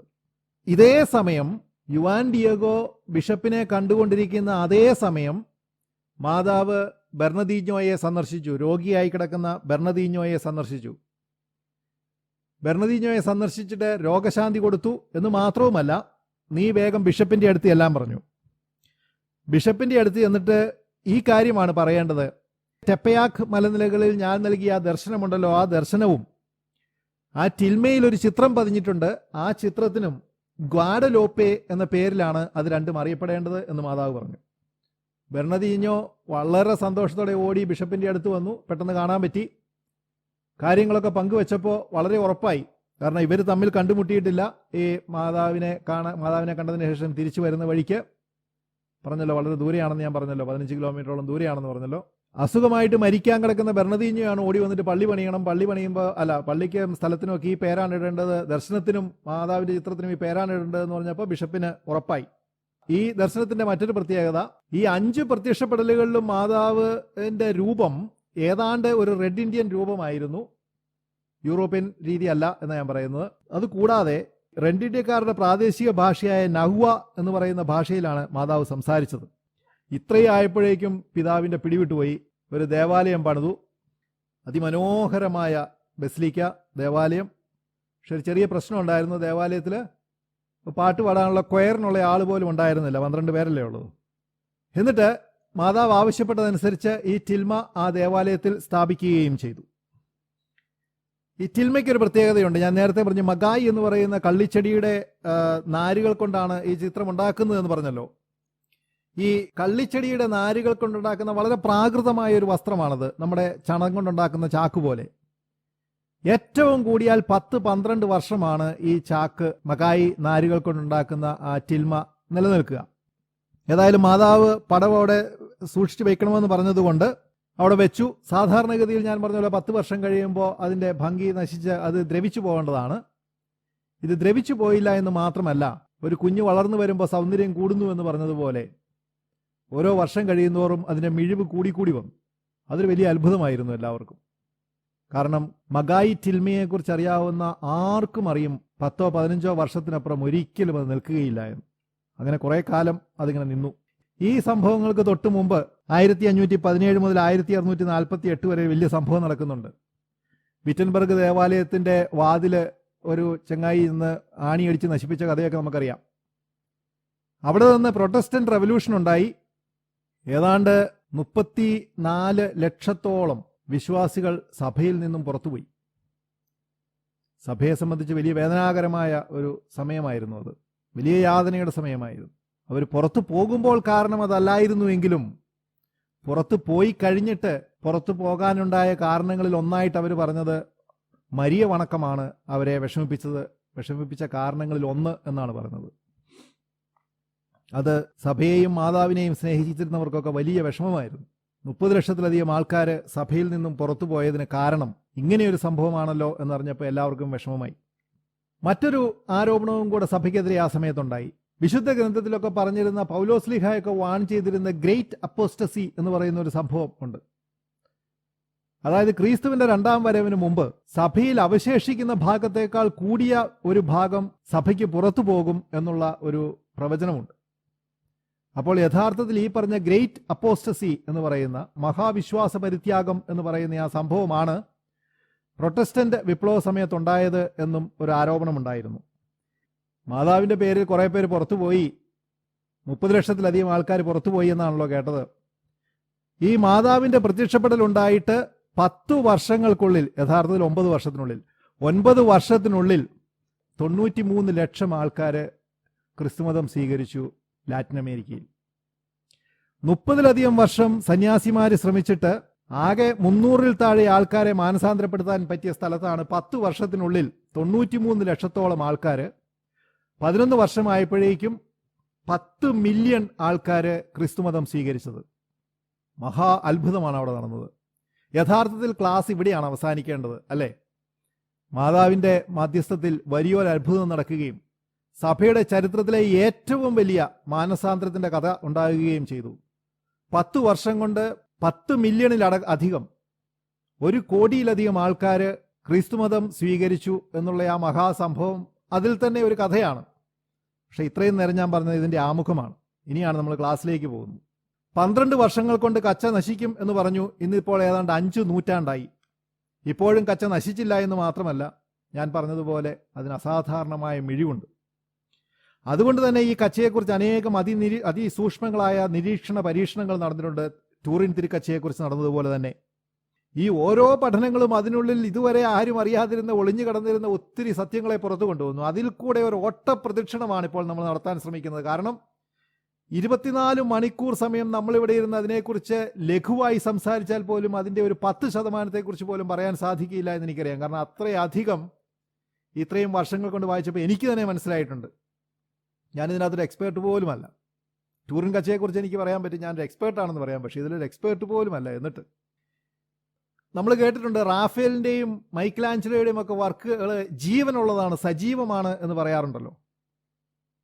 അത് ലിറ്ററൽ സെൻസിൽ പറയുന്നതല്ല, ആലങ്കാരികമായി പറയുന്നതാണ്. പക്ഷേ ഈ ചിത്രത്തെക്കുറിച്ച് നിങ്ങൾക്ക് ലിറ്ററലി പറയാൻ പറ്റും ഇത് ജീവനുള്ള ചിത്രമാണ് എന്ന്. അതിന് 1-2 രസകരമായ ഉദാഹരണങ്ങൾ ഉണ്ടായിട്ടുണ്ട്. ഈ പരീക്ഷണങ്ങളൊക്കെ നടക്കുന്ന സമയത്ത്, ഒരു സ്ഥിരമായ സംഗതികളല്ല പലതും, ഓരോ പരീക്ഷണങ്ങളും നടക്കുന്ന സമയത്ത് ഓരോ ആൾക്കാരുടെ വിശ്വാസമൊക്കെ അതിൽ പ്രവർത്തിക്കുന്നുണ്ട്. ഒരു ശാസ്ത്രജ്ഞന്മാരുടെ ഒരു വലിയ സംഘം ഒരിക്കൽ മാതാവിൻ്റെ ഈ ചിത്രത്തിലെ രൂപത്തെ പരിശോധനകൾ നടത്തിക്കൊണ്ടിരിക്കുക. അപ്പോൾ പല പരിശോധനകൾ നടത്തുന്നതിനിടയ്ക്ക് ഒരു ഡോക്ടർക്ക് ഒരു സംശയം. ഈ മാതാവിൻ്റെ വയറിനോടടുത്ത് ഇങ്ങനെ നിൽക്കുന്ന സമയത്ത് ഹാർട്ട് ബീറ്റ് കേട്ടോ എന്നൊരു സംശയം. അപ്പോൾ ഈ ഡോക്ടർ സ്റ്റെതസ്കോപ്പ് എടുത്ത് മാതാവിൻ്റെ വയറയിൽ വെച്ച് നോക്കി. വയറയിലല്ലോ സാധാരണ സ്റ്റെതസ്കോപ്പ് എടുത്ത് വെക്കുന്നത്, ഹാർട്ട് ബീറ്റ് കേൾക്കാൻ വേണ്ടി. ഏതായാലും വെച്ചപ്പോൾ 115 ഹാർട്ട് ബീറ്റ് പെർ മിനിറ്റ് ആണ് അദ്ദേഹത്തിന് കിട്ടിയത്. അപ്പോൾ കണക്കുകൾ അനുസരിച്ച് 60 മുതൽ 90 വരെയാണ് അത്രയും കിട്ടേണ്ടത്. പക്ഷേ ഈ 115 കിട്ടാൻ എന്താ കാരണം എന്ന് വെച്ചാൽ മാതാവ് ഓടി അണച്ചു വന്ന് നിന്നതുകൊണ്ടല്ല. ഗർഭസ്ഥ ശിശുവിൻ്റെ ഹാർട്ട് ബീറ്റ് 115 മുതൽ 160 വരെയാണ് അത്രേ. ഇതിനകത്ത് വളരെ രസകരമായൊരു സംഗതിയുണ്ട്. ഈ മായൻ സംസ്കാരത്തെക്കുറിച്ചൊക്കെ നിങ്ങൾക്ക് അറിയാമെന്ന് ഞാൻ കരുതുന്നത്. ലോകത്തിൽ തന്നെ ഉണ്ടായിരുന്നതിൽ ഏറ്റവും ഉന്നതമായ സംസ്കാരങ്ങളിലൊന്നാണ് മായൻ സംസ്കാരം കേട്ടോ. നമ്മൾ ഈ പറയുന്ന ഈ സംസ്കാരങ്ങൾ, അവരുടെ കണക്കനുസരിച്ച് ഗർഭസ്ഥ ശിശുവിൻ്റെ ഹാർട്ട് ബീറ്റ് ഇങ്ങനെ നോക്കുക, അത് 1 മിനിറ്റിൽ 140 അതിൽ താഴെയോ ആണെങ്കിൽ അത് ആൺകുട്ടിയായിരിക്കും, അതിന് മേലെയാണെങ്കിൽ പെൺകുട്ടിയായിരിക്കും എന്നാണ്. മാതാവിൻ്റെ വയറ്റിലുള്ളത് ആൺകുട്ടിയാണെന്ന് നമുക്കറിയാം, അവർക്കറിയില്ലായിരുന്നു. അപ്പോൾ ഏതായാലും ഒരു കാര്യം പറയാം, ഈശോയുടെ ഹാർട്ട് ബീറ്റ് കേൾക്കാനുള്ള ഭാഗ്യം ഡോക്ടർക്ക് കിട്ടി എന്ന് പറയാം. ജീവനുള്ള ചിത്രമാണ് എന്ന് ഞാൻ പറയുന്നതിന് വേറൊരു കാരണവും കൂടിയുണ്ട്. ഈ ചിത്രം നോക്കിയാൽ നിങ്ങൾക്ക് കാണാൻ പറ്റും, അതിൻ്റെ മുകളിൽ വലതുവശത്ത് ഒരു കറുത്ത നിറത്തിലുള്ള പാട് കാണുന്നുണ്ടല്ലോ. അതുണ്ടായത് എങ്ങനെയാണെന്ന് വെച്ചാൽ, ഒരിക്കലും ഇതിൻ്റെ ഫ്രെയിം ക്ലീൻ ചെയ്യുന്നതിൻ്റെ ഭാഗമായിട്ട് ഒരു ആൾ ക്ലീൻ ചെയ്തുകൊണ്ടിരിക്കുന്ന സമയത്ത് ഹൈഡ്രോക്ലോറിക് ആസിഡ് അവിടെ വീണുപോയി. വലതുവശം മേലെ മുഴുവൻ ഹൈഡ്രോക്ലോറിക് ആസിഡ് വീണുപോയി. അപ്പോൾ അതങ്ങ് ദ്രവിച്ചുപോയി അത്രയും സ്ഥലം. പക്ഷേ ഒരു രസകരമായ സംഭവം ഉണ്ടായി. 30 ദിവസങ്ങൾ കൊണ്ട് ഈ ഭാഗം എല്ലാം തനിയെ സുഖപ്പെട്ടു എന്നേ പറയാൻ പറ്റൂ. കാരണം അത് കേടുപോക്കിയതല്ല, ടൂറിൻ കച്ചയ്ക്ക് കേടുപോക്കേണ്ടി വന്നു. ഇത് സുഖപ്പെട്ടു, ഇത്രയും ഭാഗം സുഖപ്പെട്ടു. എന്നാൽ അതിന് പുറത്ത് മാതാവിൻ്റെ ശരീരത്തിന് കേടുപറ്റാത്ത ഭാഗം ഇപ്പോഴും അങ്ങനെ തന്നെയാണ് ഇരിക്കുന്നത്. മനസ്സിലാകുന്നുണ്ടല്ലോ, കാണുന്നുണ്ടല്ലോ. ആ പുറത്തുള്ള പാടുകളൊക്കെ ഇപ്പോഴും കാണാം. ഇതുകൊണ്ടാണ് നമ്മൾ സജീവമാണ് ചിത്രമെന്ന്. സജീവമാണെന്ന് പറയാൻ വേറെ ഇനിയും കാരണങ്ങളുണ്ട്, അതിലേക്ക് നമുക്ക് വരാം. 1979 ഫ്ലോറിഡ യൂണിവേഴ്സിറ്റിയിലെ റിസർച്ച് ബയോഫിസിസിസ്റ്റ് ഡോക്ടർ ഫിലിപ്പ് കാലഹാൻ, നമ്മൾ അദ്ദേഹത്തെക്കുറിച്ച് ഇനിയും കേൾക്കും. ഫിലിപ്പ് കാലഹാൻ ഇൻഫ്രാറെഡ് പരീക്ഷണങ്ങൾ നടത്തി. ഇൻഫ്രാറെഡ് രശ്മികൾ കൊണ്ട് സ്കാൻ ചെയ്തു. നമുക്കറിയാം, ഇപ്പോഴൊക്കെ നമ്മൾ ഞങ്ങളൊക്കെ ഇപ്പോൾ കോളേജിലേക്ക് ചെല്ലുമ്പോൾ എല്ലാ ദിവസവും രാവിലെ ചെയ്യുന്നുണ്ട്. അപ്പോൾ അന്തരീക്ഷ താപനില എന്തുമാകട്ടെ, നിങ്ങൾക്കറിയാം ഡിസംബറിൽ അത് വളരെ താഴും, വേനൽക്കാലത്ത് വളരെ ഉയരുന്ന സ്ഥലമാണ് മെക്സിക്കോ. അന്തരീക്ഷ താപനില എന്തുമാകട്ടെ, ഈ തിരുക്കച്ചയുടെ താപം എല്ലായ്പ്പോഴും 98.6 ഡിഗ്രി ഫാരൻഹീറ്റ് ആയിരിക്കും. അത് നമുക്കറിയാവുന്നതുപോലെ മനുഷ്യ ശരീരത്തിൻ്റെ താപമാണ്. ഞാനിതൊന്നും വിശദീകരിക്കുന്നില്ല, ഞാൻ വളരെ പെട്ടെന്ന്, എനിക്ക് വേറെ കുറേ കാര്യങ്ങൾ പറയാനുണ്ട്, അതുകൊണ്ട് ഞാൻ വളരെ പെട്ടെന്ന് കടന്നു പോവുകയാണ്. 1929 ബെസിലിക്കയുടെ ഔദ്യോഗിക ഫോട്ടോഗ്രാഫർ അൽഫോൻസോ മാർക്യൂ രൂപത്തിൻ്റെ ചിത്രം എടുത്ത സമയത്ത് കണ്ണുകളുടെ ചിത്രം സ്പെഷ്യലായിട്ട് എടുത്ത്, മുഖത്തിൻ്റെ ചിത്രം എടുത്തപ്പോൾ കണ്ണിൻ്റെ ചിത്രം കിട്ടി. ഈ മാതാവിൻ്റെ കണ്ണുകളുടെ ചിത്രം ഇതിനകത്ത് എടുക്കാൻ അത്ര എളുപ്പമല്ല, കാരണം മാതാവ് താഴേക്ക് നോക്കിയാണ് നിൽക്കുന്നത്. അതൊക്കെ നമുക്ക് പിന്നീട് കാണാം. ഏതായാലും മാർക്യൂ ഈ ചിത്രം എടുത്തപ്പോൾ അദ്ദേഹത്തിന് ചിത്രത്തിൻ്റെ കണ്ണുകളിൽ താടി നീട്ടി വളർത്തിയ ഒരു ആളുടെ രൂപം റിഫ്ലക്റ്റ് ചെയ്തിരിക്കുന്നതിൻ്റെ ഒരു ഇമേജ് കിട്ടി, ഇമേജ് ഉണ്ടായിരുന്നു. അപ്പോൾ അത് എന്തെങ്കിലും അബദ്ധം സംഭവിച്ചതായിരിക്കും എന്ന് കരുതി പള്ളി അധികൃതർ അദ്ദേഹത്തോട് അതിനും പരസ്യമാക്കണ്ട എന്ന് പറഞ്ഞു. പക്ഷേ 1959 മെയ് 29 ഹോസെ കാർലോസ് സാലിന ഷാവേസ് എന്ന് പറയുന്ന ഒരു സയന്റിസ്റ്റായ ഫോട്ടോഗ്രാഫർ ഈ ചിത്രത്തെക്കുറിച്ച് പഠനം നടത്തിയപ്പോൾ ഇടത് കണ്ണിലും ഇതിനു മുമ്പ് മാർക്യൂ കണ്ടെത്താതിരുന്ന ഇതേപോലെ തന്നെയുള്ള പ്രതിഫലനം കണ്ടെത്തി. പ്രതിഫലനമാണ് കേട്ടോ, നിങ്ങൾക്കറിയാമല്ലോ, കണ്ണിലേക്ക്, ഒരാളുടെ കണ്ണിലേക്ക് നിങ്ങൾ നോക്കുകയാണെങ്കിൽ, പ്രകാശമുള്ള സ്ഥലത്ത് നിന്ന് നോക്കുകയാണെങ്കിൽ അയാളുടെ കണ്ണിൽ നിങ്ങളെ പ്രതിഫലിച്ച് കാണുന്ന പോലുള്ള ഒരു പ്രതിഫലനമാണ് ഞാൻ ഈ പറയുന്നത് കേട്ടോ. ഈ കാണുന്ന പടമാണ് അത്. നമുക്ക് ഇപ്പോൾ ഇവിടെ കാണുമ്പോൾ പ്രതിഫലനമൊന്നും കാണുന്നില്ല. ഇതാണ് മാതാവിൻ്റെ കണ്ണ്. അത് സെപ്പിയ ആക്കി നമുക്ക് കാണാവുന്ന വിധത്തിലാക്കിയിരിക്കുകയാണ്. ഇതിനെക്കുറിച്ച് ഞാൻ പിന്നീട് വരും, ചിത്രം വീണ്ടും വരും, അപ്പോൾ വേറെ കാര്യങ്ങളെക്കുറിച്ച് പറയാൻ വേണ്ടിയിട്ട്, അപ്പോൾ നമുക്ക് കൂടുതലായിട്ട് മനസ്സിലാവും. ഇതറിഞ്ഞതോടെ 20ഓളം വളരെ അതിപ്രഗത്ഭരായ നേത്രശാസ്ത്ര വിദഗ്ധര് ഈ കണ്ണുകളെ അതിസൂക്ഷ്മമായ പഠനങ്ങൾക്ക് വിധേയമാക്കി. അതിൻ്റെ ഇടയിൽ ഡോക്ടർ റഫായേൽ തോറിയ ലവോയിനെറ്റ് എന്ന് പറയുന്ന ഒരു പ്രഗത്ഭനായ കണ്ണിൻ്റെ ഡോക്ടർ ജീവനുള്ള ഒരു മനുഷ്യ കണ്ണിനുള്ള എല്ലാ പ്രത്യേകതകളും അദ്ദേഹം മാതാവിൻ്റെ ഈ ചിത്രത്തിൻ്റെ കണ്ണുകളിൽ കണ്ടെത്തി. അങ്ങനത്തെ കുറേ പ്രത്യേകതകളുള്ള ഒരു പ്രധാനപ്പെട്ട പ്രത്യേകതയെക്കുറിച്ച് മാത്രം ഞാൻ നിങ്ങളോട് പറയാം. ഡോക്ടർ ലവോയിനെറ്റിൻ്റെ കൂടെ തന്നെ മാതാവിൻ്റെ കണ്ണുകളെക്കുറിച്ച് പഠനം നടത്തിയ മറ്റൊരു നേത്ര വിദഗ്ധനായിരുന്നു ഡോക്ടർ ഹാവിയെ തൊറോയോ ബുവേനോ എന്ന് പറയുന്ന ഡോക്ടർ MDS. അദ്ദേഹത്തിന് ഈ കണ്ണുകളുടെ റിഫ്ലക്ഷൻ പഠിച്ചു കഴിഞ്ഞപ്പോൾ മനസ്സിലായി, ജീവനുള്ള മനുഷ്യ നേത്രങ്ങളുടെ പ്രത്യേകതയായ ട്രിപ്പിൾ റിഫ്ലക്ഷൻ എന്ന് പറയുന്ന സംഗതി.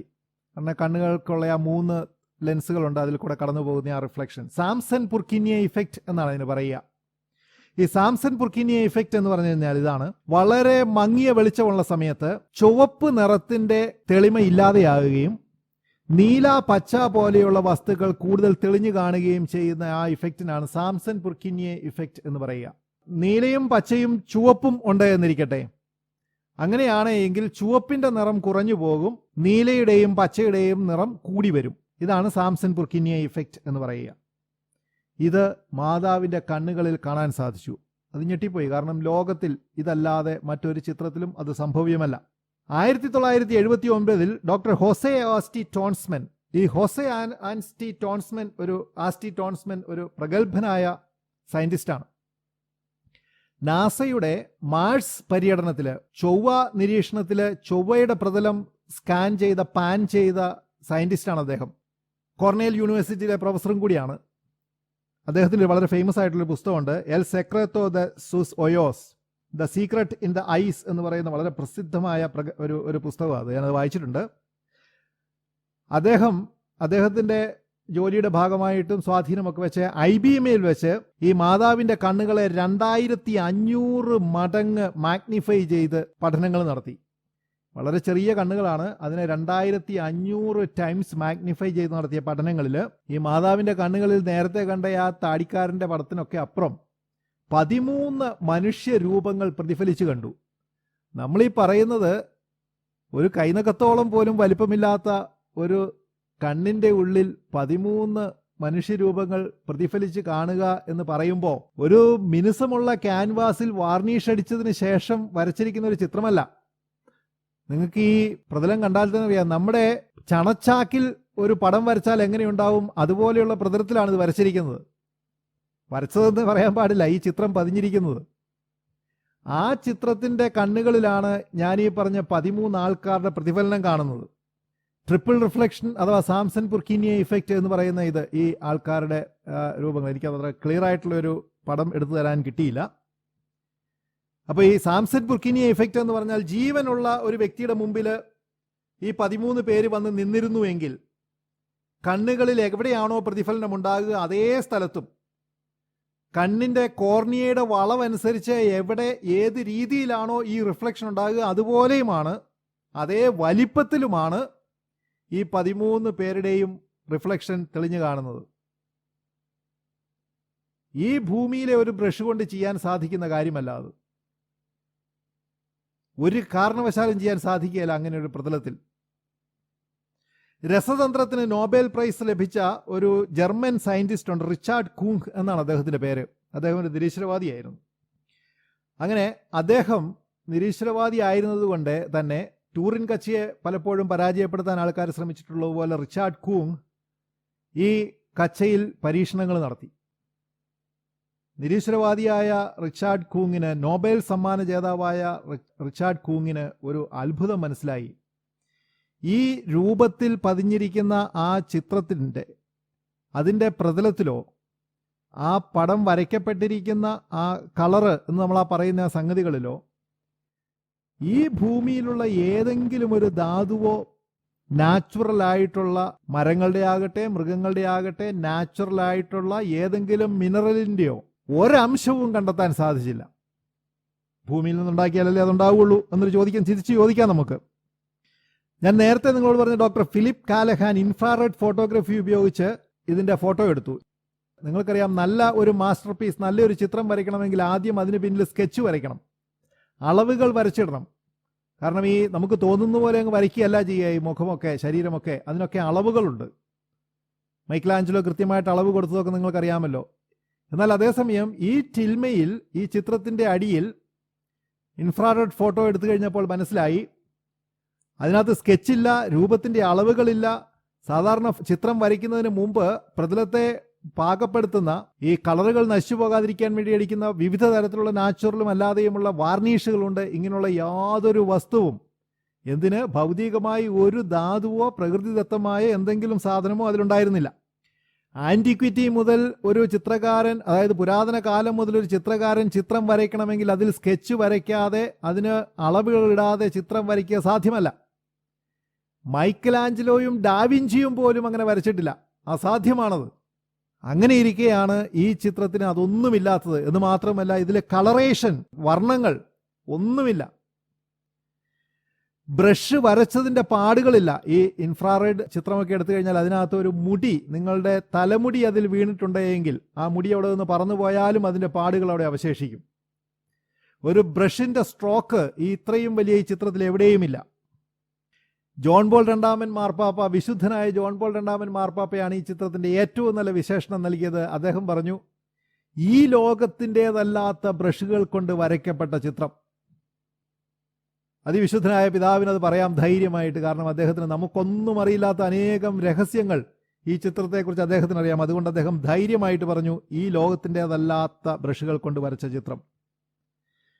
ഡോക്ടർ ഫിലിപ്പ് കാലഹാൻ വളരെയധികം വർഷം ഇതിനെക്കുറിച്ച് പഠനങ്ങൾ നടത്തിയ ആളാണ്. അദ്ദേഹം പറഞ്ഞു കളറേഷൻ എവിടെയുമില്ല. എന്ന് മാത്രവുമല്ല, യഥാർത്ഥത്തിൽ ഈ ചിത്രം ഈ ചാക്ക് പോലുള്ള തുണിയിൽ പതിഞ്ഞിരിക്കുകയാണെന്ന് പറയാൻ പറ്റിയല്ല.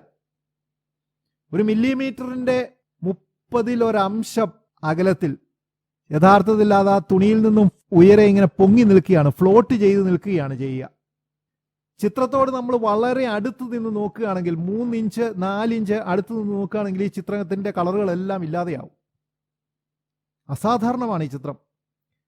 ചിത്രത്തിലെ കളറുകൾക്കൊരു പ്രത്യേകതയുണ്ട്. നമ്മൾ അടുത്തു നിന്ന് നോക്കുമ്പോഴും മാറി നിന്ന് നോക്കുമ്പോഴും വേറൊരു ആംഗിളിൽ നിന്ന് നോക്കുമ്പോഴൊക്കെ ഇതിൻ്റെ നിറം മാറും.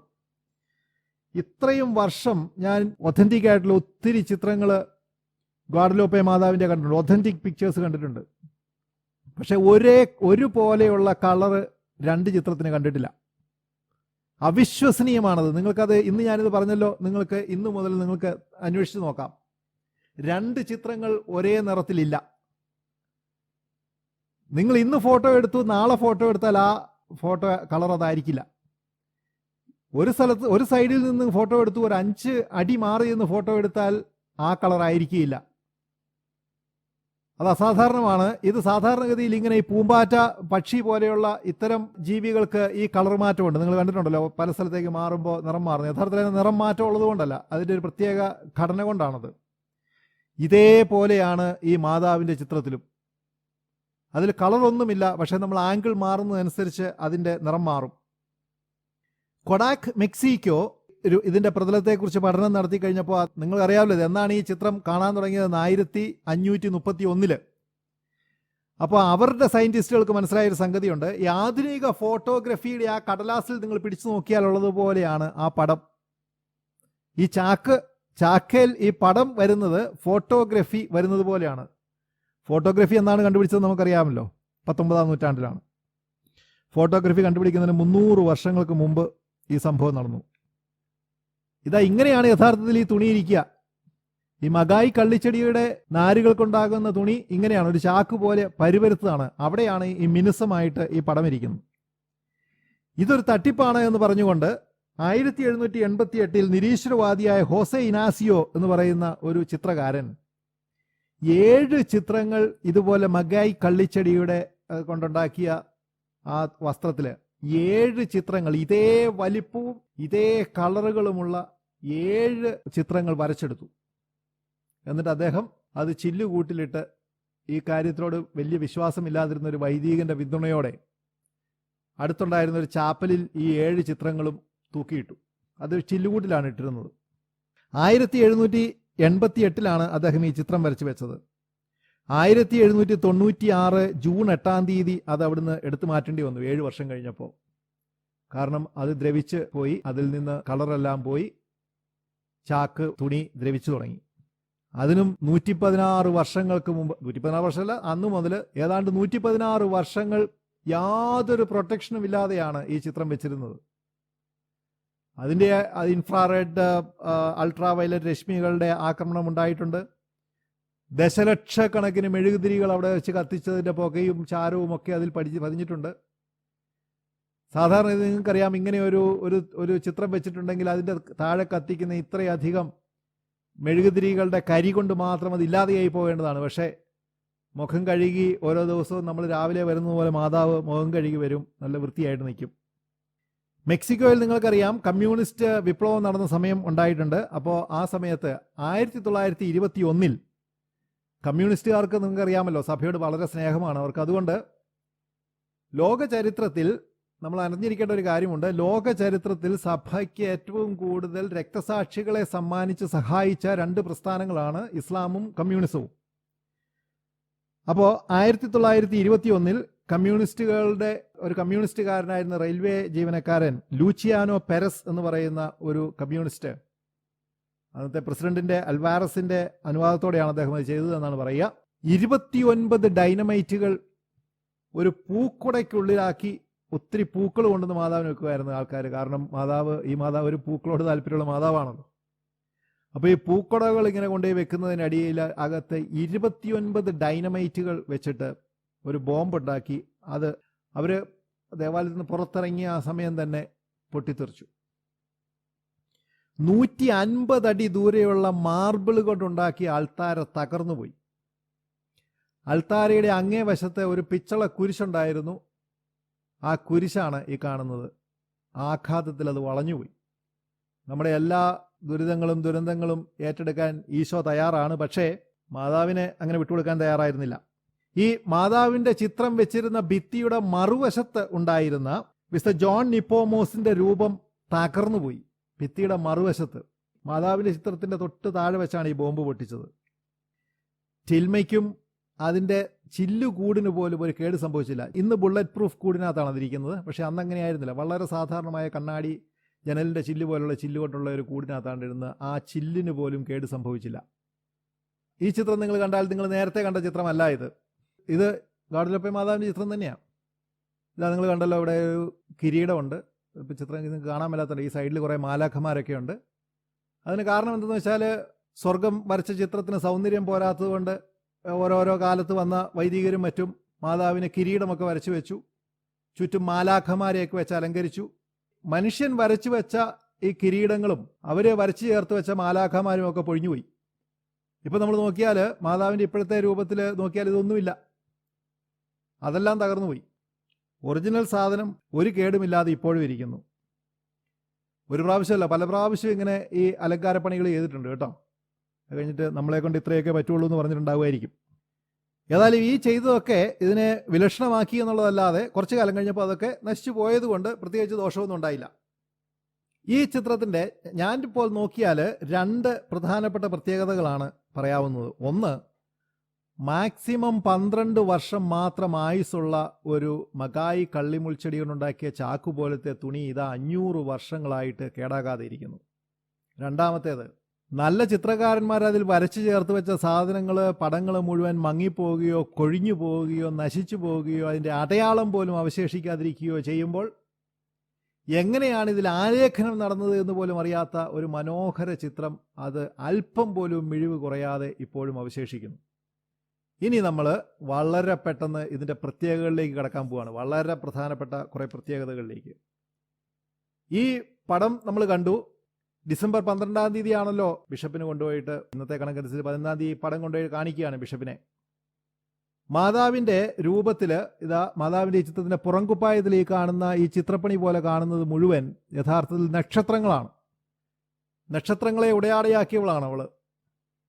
ഈ നക്ഷത്രങ്ങൾക്കൊരു പ്രത്യേകതയുണ്ട്. അത് വെറുതെ കുറച്ച് നക്ഷത്രങ്ങൾ അങ്ങോട്ട് തുന്നിപ്പിടിപ്പിച്ചേക്കുന്നൊന്നുമല്ല. താരാപഥത്തിലെ നക്ഷത്ര വിധാനങ്ങളാണ് അത് മുഴുവൻ. നിങ്ങൾക്ക് അസ്ട്രോണമിയിലൊക്കെ താല്പര്യമുണ്ടെങ്കിൽ ഇതെല്ലാം വിർഗോ, ലിബ്ര, ഹൈഡ്ര എന്നൊക്കെ പറയുന്നതെല്ലാം താരാപഥത്തിലെ ഓരോ നക്ഷത്ര കൂട്ടങ്ങളുടെ പേരുകളാണ്. അത് അതുപോലെ തന്നെയാണ് കാണുന്നത്. അതായത് ഡിസംബർ 12, 1531 മെക്സിക്കോയ്ക്ക് മേലെ ആകാശത്തിൽ കാണേണ്ടിയിരിക്കുന്ന നക്ഷത്ര വിധാനത്തിന്റെ അതേ പ്രതിഫലനമാണ് ഈ മാതാവിന്റെ മേലങ്കിയിലുള്ളത്. അതിന് വേറൊരു പ്രത്യേകത കൂടെ ഉണ്ട്.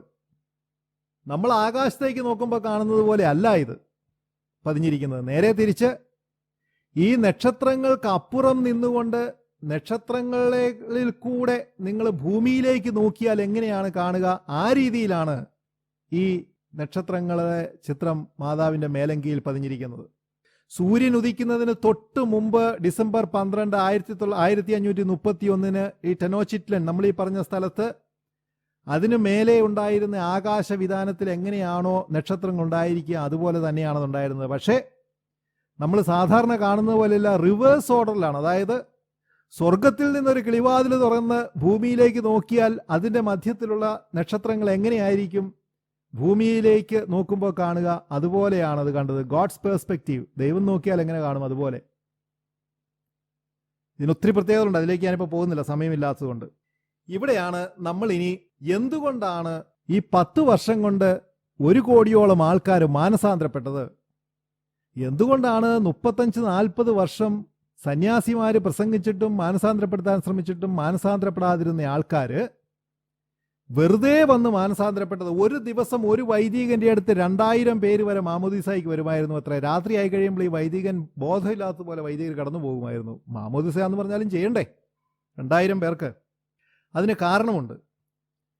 മാതാവിൻ്റെ ചിത്രത്തിൽ നിങ്ങൾ ഹൈറോഗ്ലിഫ് എന്ന് കേട്ടിട്ടുണ്ട്. ഈജിപ്തിലൊക്കെ പണ്ടുണ്ടായിരുന്ന, സുമേറിയയിലൊക്കെ ഉണ്ടായിരുന്ന എഴുത്ത് രീതി.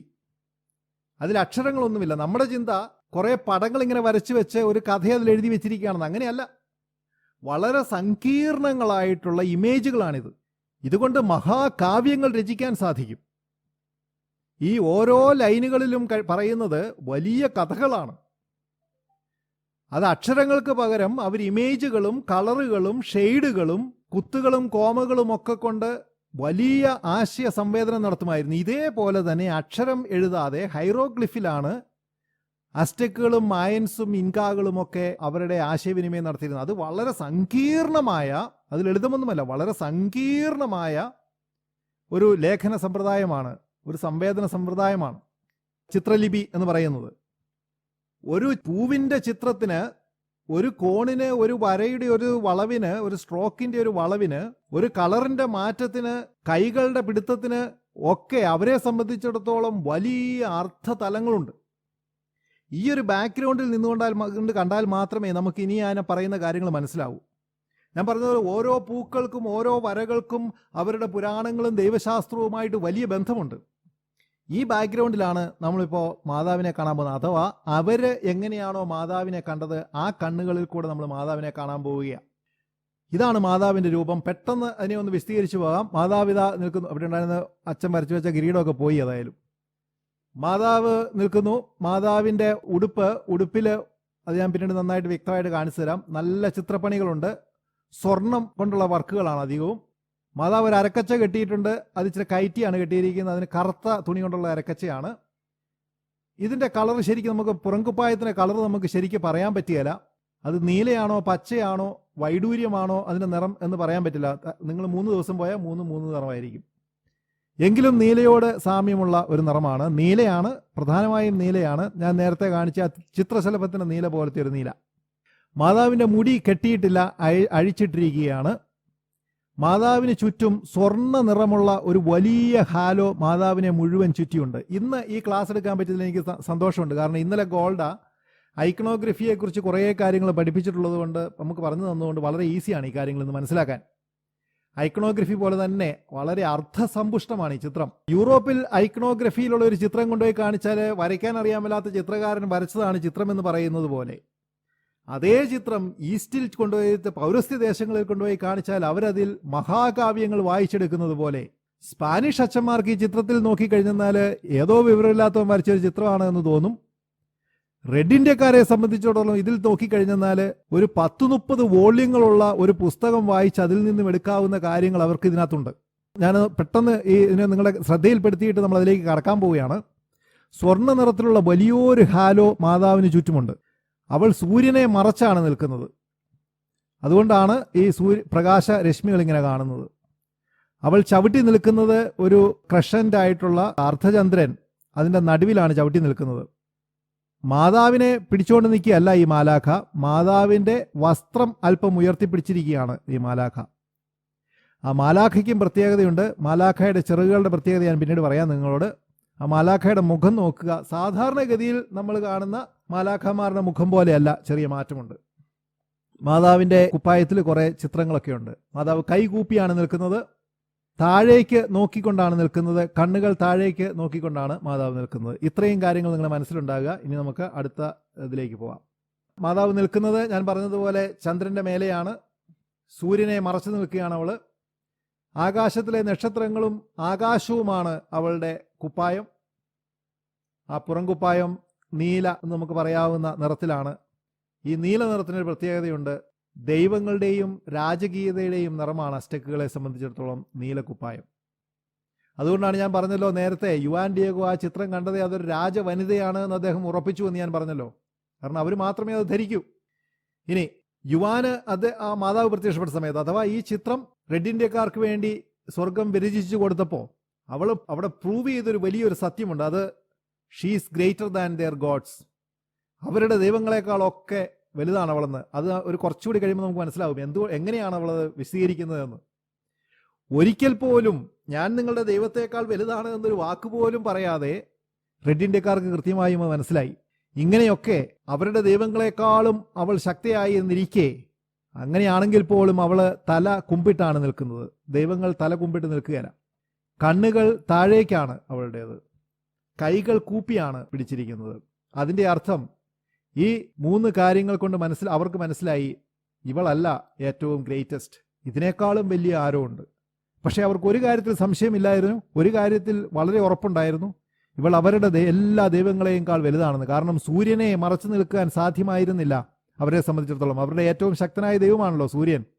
ഒരു ദിവസം 80,000-ലധികം മനുഷ്യക്കുരുതികൾ വിലയ്ക്ക് വാങ്ങിയിരുന്ന സൂര്യദേവനെ നിഷ്പ്രയാസം മറച്ചു നിൽക്കുകയും ചന്ദ്രദേവന്റെ മുകളിൽ ചവിട്ടി നിൽക്കുകയും, ചന്ദ്രദേവനൊക്കെ വളരെ അർത്ഥപൂർണ്ണമാണ്. മെക്സിക്കോ എന്ന വാക്കിന്റെ അർത്ഥമായിട്ട് ബന്ധപ്പെട്ട് നമുക്കിപ്പോൾ കാണാതെ അവൾ തീർച്ചയായും അവരുടെ എല്ലാ ദൈവങ്ങളെക്കാളും വലിയവളാണ് എന്നവർക്ക് മനസ്സിലായി. പക്ഷേ അവൾ അതിനേക്കാളൊക്കെ ബഹുമാനിക്കുന്ന, അവളെക്കാൾ ഉന്നതമായ മറ്റൊരു സ്വത്വം ഉണ്ട് എന്നവർക്ക് മനസ്സിലായി. അത് അവളുടെ വയറ്റിലാണ് എന്നും അവർക്ക് മനസ്സിലായി. അതെങ്ങനെയാണ് അവർക്ക് മനസ്സിലായതെന്ന് നമുക്കിപ്പോൾ കാണാം. അവരുടെ കുറെ ദൈവങ്ങളെ നമുക്ക് പെട്ടെന്നൊന്ന് കണ്ടുപോകാം.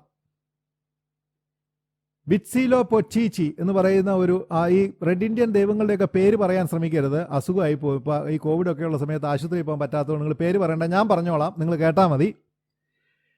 ഈ വിറ്റ്സീലോ പിച്ചീച്ചി എന്ന് പറയുന്ന ഈ ദൈവം യുദ്ധത്തിൻ്റെ ദൈവമാണ്, സൂര്യദേവനാണ്, മനുഷ്യക്കുരുതികളുടെ ദൈവമാണ്. ഇത് കൂടാതെ ടെനോച്ചിറ്റ്ലൻ എന്ന് പറയുന്ന നമ്മൾ നേരത്തെ കണ്ട ആ മഹാനഗരത്തിൻ്റെ പേട്രണും കൂടിയാണ്. ഈ സൂര്യദേവനെ, ഈ യുദ്ധദേവനെ അവൾ വന്ന് മറച്ചു നിൽക്കുകയാണ് അവളുടെ ചിത്രത്തിൽ. സൂര്യദേവന് എന്തെങ്കിലും വിധത്തിൽ ഇവളുടെ അടുത്ത് ശക്തി ഉണ്ടായിരുന്നുവെങ്കിൽ ഇവളെ നശിപ്പിച്ച് കളയേണ്ടതാണ്. പക്ഷേ സൂര്യദേവൻ ആയുധം വെച്ച് കീഴടങ്ങിയത് കണ്ടതോടെ അവർക്ക് ഒത്തിരി വലിയൊരു സുവിശേഷ പ്രഘോഷണമാണ് നടക്കുന്നത്. മെറ്റ്സ്റ്റി എന്ന് പറയുന്ന അടുത്ത ദേവത, അത് സൂര്യദേവൻ കഴിഞ്ഞാൽ ഏറ്റവും ശക്തമായ ദൈവമാണ്, ചന്ദ്രൻ്റെ ദൈവമാണ്. ഈ ചന്ദ്രദേവന്റെ നടുവിൽ ചവിട്ടിയാണ് ഈ യുവതിയായ സ്ത്രീ നിൽക്കുന്നത്. നറ്റീം എന്ന് പറയുന്ന സൂര്യദേവനെ പോലെ അസ്റ്റെക് സൂര്യദേവനാണ്, കിഴക്കിൻ്റെ ദൈവമാണ്. കിഴക്ക് അവർ തുറന്നിടുന്നതാണ്, കിഴക്ക് അവർ അടക്കിയല്ല. കാരണം ഈ ദേവൻ വരുന്ന സമയത്ത് പ്രതിബന്ധമായി നിൽക്കുന്നതിനെയൊക്കെ തകർക്കുന്നതാണ്. പക്ഷെ നമുക്കറിയാം ഏത് ഭാഗത്തു നിന്നാണ് അവൾ വന്നത് എന്നും ആ ഭാഗത്തുള്ള സൂര്യനെ മറച്ചാണ് അവൾ നിന്നത് എന്നുള്ളത് അവരെ ഞെട്ടിച്ചു കളഞ്ഞു. ഇതാണ് നമ്മൾ കാത്തിരുന്ന കഥാപാത്രം, കെറ്റ്സാൽകോറ്റൽ എന്ന് പറയുന്ന നാഗദൈവം. പ്രീഷ്യസ് സെർപ്പൻ്റ് എന്നും ഫെതേർഡ് സെർപ്പൻ്റ് എന്നൊക്കെയാണ്, ചിറകുള്ള സർപ്പം എന്നൊക്കെയാണ് അതിനെ അവർ വിളിച്ചിരുന്നത്. ഏറ്റവും അധികം മനുഷ്യക്കുരുതികൾ സ്വീകരിച്ചിരുന്ന ദൈവമാണ്. ബെർണദീഞ്ഞോയോട് മാതാവ് ഞാൻ ഗ്വാഡലോപ്പ് എന്ന പേരിൽ അറിയപ്പെടണം എന്ന് പറഞ്ഞപ്പോൾ ബെർണദീഞ്ഞോയ്ക്ക് വലിയ ഒരു വെളിപ്പെടുത്തലായിരുന്നു അത്. കാരണം ഗ്വാഡലോപ്പ് എന്ന ആ വാക്കിന്റെ അർത്ഥം കെറ്റ്സാൽകോറ്റലിനെ ചവിട്ടി നിൽക്കുക, ചവിട്ടി തകർക്കുക എന്നാണ് ആ വാക്കിന്റെ അർത്ഥം. നിങ്ങളൊന്ന് ആലോചിച്ച് നോക്കിക്കേ, ഫ്രാൻസിസ്കൻ അച്ഛൻ പള്ളിയിൽ നിന്ന് ആദിപാപത്തെക്കുറിച്ചും ആദിപാപത്തിന് കാരണമായ പാമ്പിനെക്കുറിച്ചും പാമ്പിന്റെ തല ചവിട്ടി തകർക്കുന്നതിനെക്കുറിച്ചും കന്യക ഗർഭം ധരിച്ച് പ്രസവിക്കും എന്നതിനെക്കുറിച്ചും ഒക്കെ പറയാനായിട്ട് എന്തോരം കഷ്ടപ്പെട്ടിട്ടുണ്ടാവും. അത് പറയുന്ന സമയത്ത് അവർ തലയറിഞ്ഞ് ചിരിച്ചിട്ടും ഉണ്ടാവും റെഡ് ഇന്ത്യക്കാര്. കാരണം എമ്മാതിരി വിവരക്കേടായി അച്ഛൻ പറയുന്നത്, ഇതിനേക്കാളൊക്കെ കൃത്യമായിട്ട് ഈ പടത്തിലുണ്ടല്ലോ എന്ന് അവർക്കറിയാം.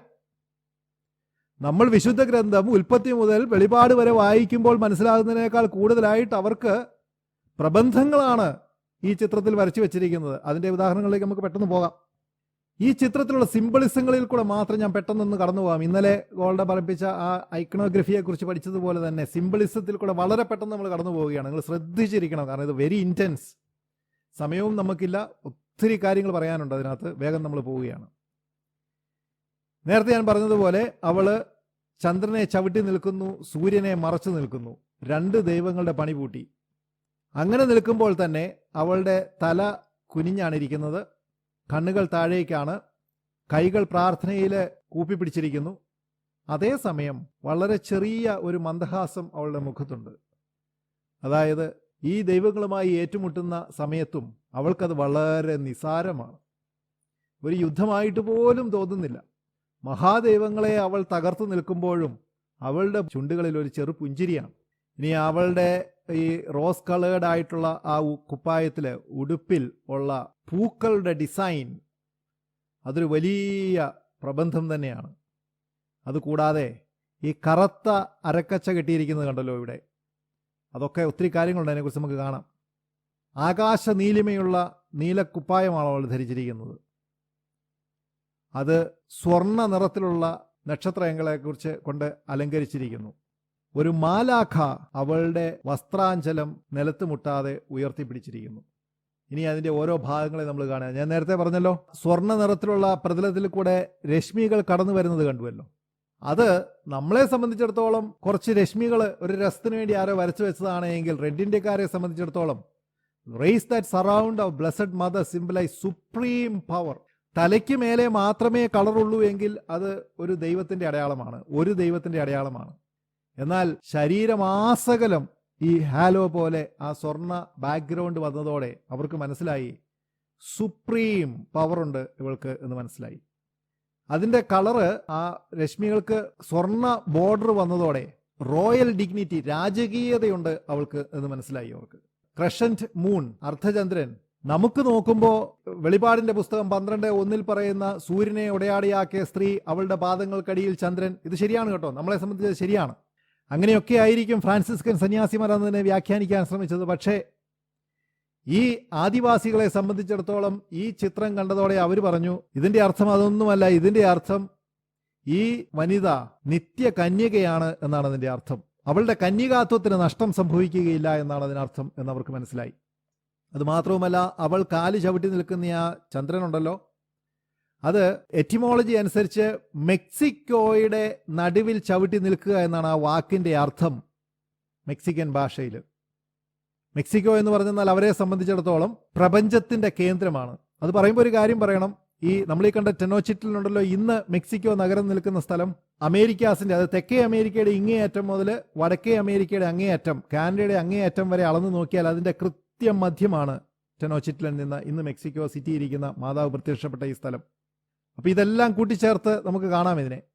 അപ്പോൾ ഈ മെക്സിക്കോ എന്നുള്ള ഇവരുടെ ആ ടെനോച്ചിറ്റ്ലൻ ആ വാക്കിന്റെ അതിൽ നിന്ന് ഡെവലപ്പ് ചെയ്ത് വരുമ്പോൾ സ്വർഗത്തിന്റെ ഫൗണ്ടേഷൻ, 4 ദിക്കുകളുടെയും കേന്ദ്രം എന്നൊക്കെയാണ് അവർക്ക് ഇതിൽ നിന്നും വായിച്ചെടുക്കാൻ സാധിച്ചത്.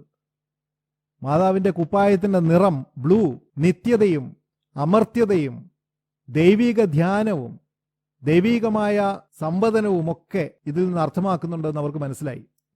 ഇതൊരു സാധാരണ സ്ത്രീയല്ല, ദേവഭാഷയാണ് അവൾ കൈകാര്യം ചെയ്യുന്നതെന്നും ദൈവിക കാര്യങ്ങളെക്കുറിച്ചാണ് അവൾ ചിന്തിക്കുന്നതെന്നും അവൾക്ക് മരണമില്ലെന്നും നിത്യകാലത്തേക്കുള്ളവളാണ് എന്നും അവർക്ക് മനസ്സിലായി. സ്റ്റാറുകളെക്കുറിച്ച് ഞാൻ ഓൾറെഡി പറഞ്ഞു. പക്ഷെ അവരെ സംബന്ധിച്ചിടത്തോളം അത് നക്ഷത്ര സംവിധാനമാണ് എന്നുള്ള ധാരണയല്ല അവർക്ക് കിട്ടിയത്. ഈ നക്ഷത്രങ്ങൾ ഇങ്ങനെ ഉടയാടയാക്കി നിൽക്കുന്ന സ്ത്രീ സ്വർഗത്തിന്റെ രാജ്ഞിയാണ് എന്നവർക്ക് മനസ്സിലായി. നിങ്ങളൊന്ന് ആലോചിച്ച് നോക്കിയേ, ഇതൊക്കെ പ്രസംഗം പറഞ്ഞവരെ മനസ്സിലാക്കാൻ ശ്രമിച്ചാൽ അവരെത്ര വിശ്വസിക്കും? ഇതാണ് അതിന്റെ ഏറ്റവും വലിയ തമാശ. ഈ ചിത്രം സ്വന്തമാണെന്ന് കരുതിയിരിക്കുന്ന സ്പാനിഷ് സന്യാസിമാർക്ക്, ഫ്രാൻസിസ്കൻ സന്യാസിമാർക്ക് ഇതിനോട് തീരെ താല്പര്യം ഉണ്ടായിരുന്നില്ല. ഈ ചിത്രത്തോട് ഇങ്ങനെ കറുത്തിരിക്കുവോ മാതാവ്? അവരെ സംബന്ധിച്ചിടത്തോളം മാതാവ് ഇരിക്കുന്ന എങ്ങനെയാണെന്ന് അവർക്കറിയാമല്ലോ. അതുകൊണ്ടാണ് അവർ ആ കിരീടം വരച്ച് വെക്കുന്നതും. പലപ്പോഴും ഇതിന് കളറൊക്കെ അടിച്ചു കൊടുത്തിട്ടുണ്ട്, മാതാവിന്റെ മുഖത്ത് പെയിന്റൊക്കെ അടിച്ചു കൊടുത്തിട്ടുണ്ട്, പൗഡറൊക്കെ ഇട്ട് കൊടുത്തിട്ടുണ്ട്. അവർക്കൊന്നും മനസ്സിലാകാതിരിക്കുമ്പോൾ സുവിശേഷം ഒരു ചിത്രം സംസാരിക്കുന്നത് കേട്ട് ജനം മാനസാന്തരപ്പെട്ടു. ഞാൻ നേരത്തെ പറഞ്ഞല്ലോ, ഈ ഗേഡിൽ ഈ 2 ചിത്രങ്ങൾ കൂട്ടിച്ചേർത്ത് കണ്ടാൽ മാത്രമേ അതിന്റെ അർത്ഥം മനസ്സിലാവൂ. ഈ അരക്കച്ച, കറുത്ത നിറത്തിലുള്ള അരക്കച്ച ഒരു അടയാളമാണ്, ഒരു പ്രസംഗമാണ്, ഒരു സന്ദേശമാണ് അസ്റ്റക്കുകളെ സംബന്ധിച്ചിടത്തോളം. ഒരു യുവതി ഗർഭിണിയായാൽ അന്ന് മുതൽ കുഞ്ഞിനെ പ്രസവിക്കുന്നത് വരെ അവൾ കറുത്ത ഒരു തുണി കൊണ്ട് അരക്കച്ച കെട്ടിയിരിക്കും. ഒരു സ്ത്രീ ഗർഭിണിയാണ് എന്നുള്ളതിന്റെ അടയാളമാണ് കറുത്ത അരക്കച്ച. ഗർഭിണികൾക്ക് മാത്രമേ കറുത്ത അരക്കച്ച കെട്ടാൻ പാടുള്ളൂ. അതേസമയം ഒരു സ്ത്രീ വിവാഹിതയായി അവളുടെ കന്യകാത്വം നഷ്ടപ്പെട്ട് കഴിഞ്ഞാൽ, നഷ്ടപ്പെടുക എന്ന് ഞാൻ പറയുന്നില്ല, അവൾ കന്യക അല്ലാതെ ആയി കഴിഞ്ഞാൽ അന്നു മുതൽ അവൾ അവളുടെ മുടി പിന്നി കെട്ടി വയ്ക്കണം. മുടി കെട്ടാതെ അഴിച്ചിട്ടിരിക്കുന്ന ഒരു സ്ത്രീ എന്ന് പറഞ്ഞാൽ അതിനർത്ഥം അവൾ കന്യകയാണ് എന്നാണ്. അവർക്കതിന് സാമൂഹ്യമായ കാരണങ്ങളുണ്ടാവാം അങ്ങനെ ചെയ്യുന്നതിന്. ഏതായാലും അവരെ സംബന്ധിച്ചിടത്തോളം അഴിച്ചിട്ട മുടിയുമായി നടക്കുന്ന ഒരു യുവതി അവൾ കന്യകയാണ്. അതേസമയം കറുത്ത അരക്കച്ച കെട്ടിയിരിക്കുന്ന സ്ത്രീ ഗർഭിണിയുമാണ്.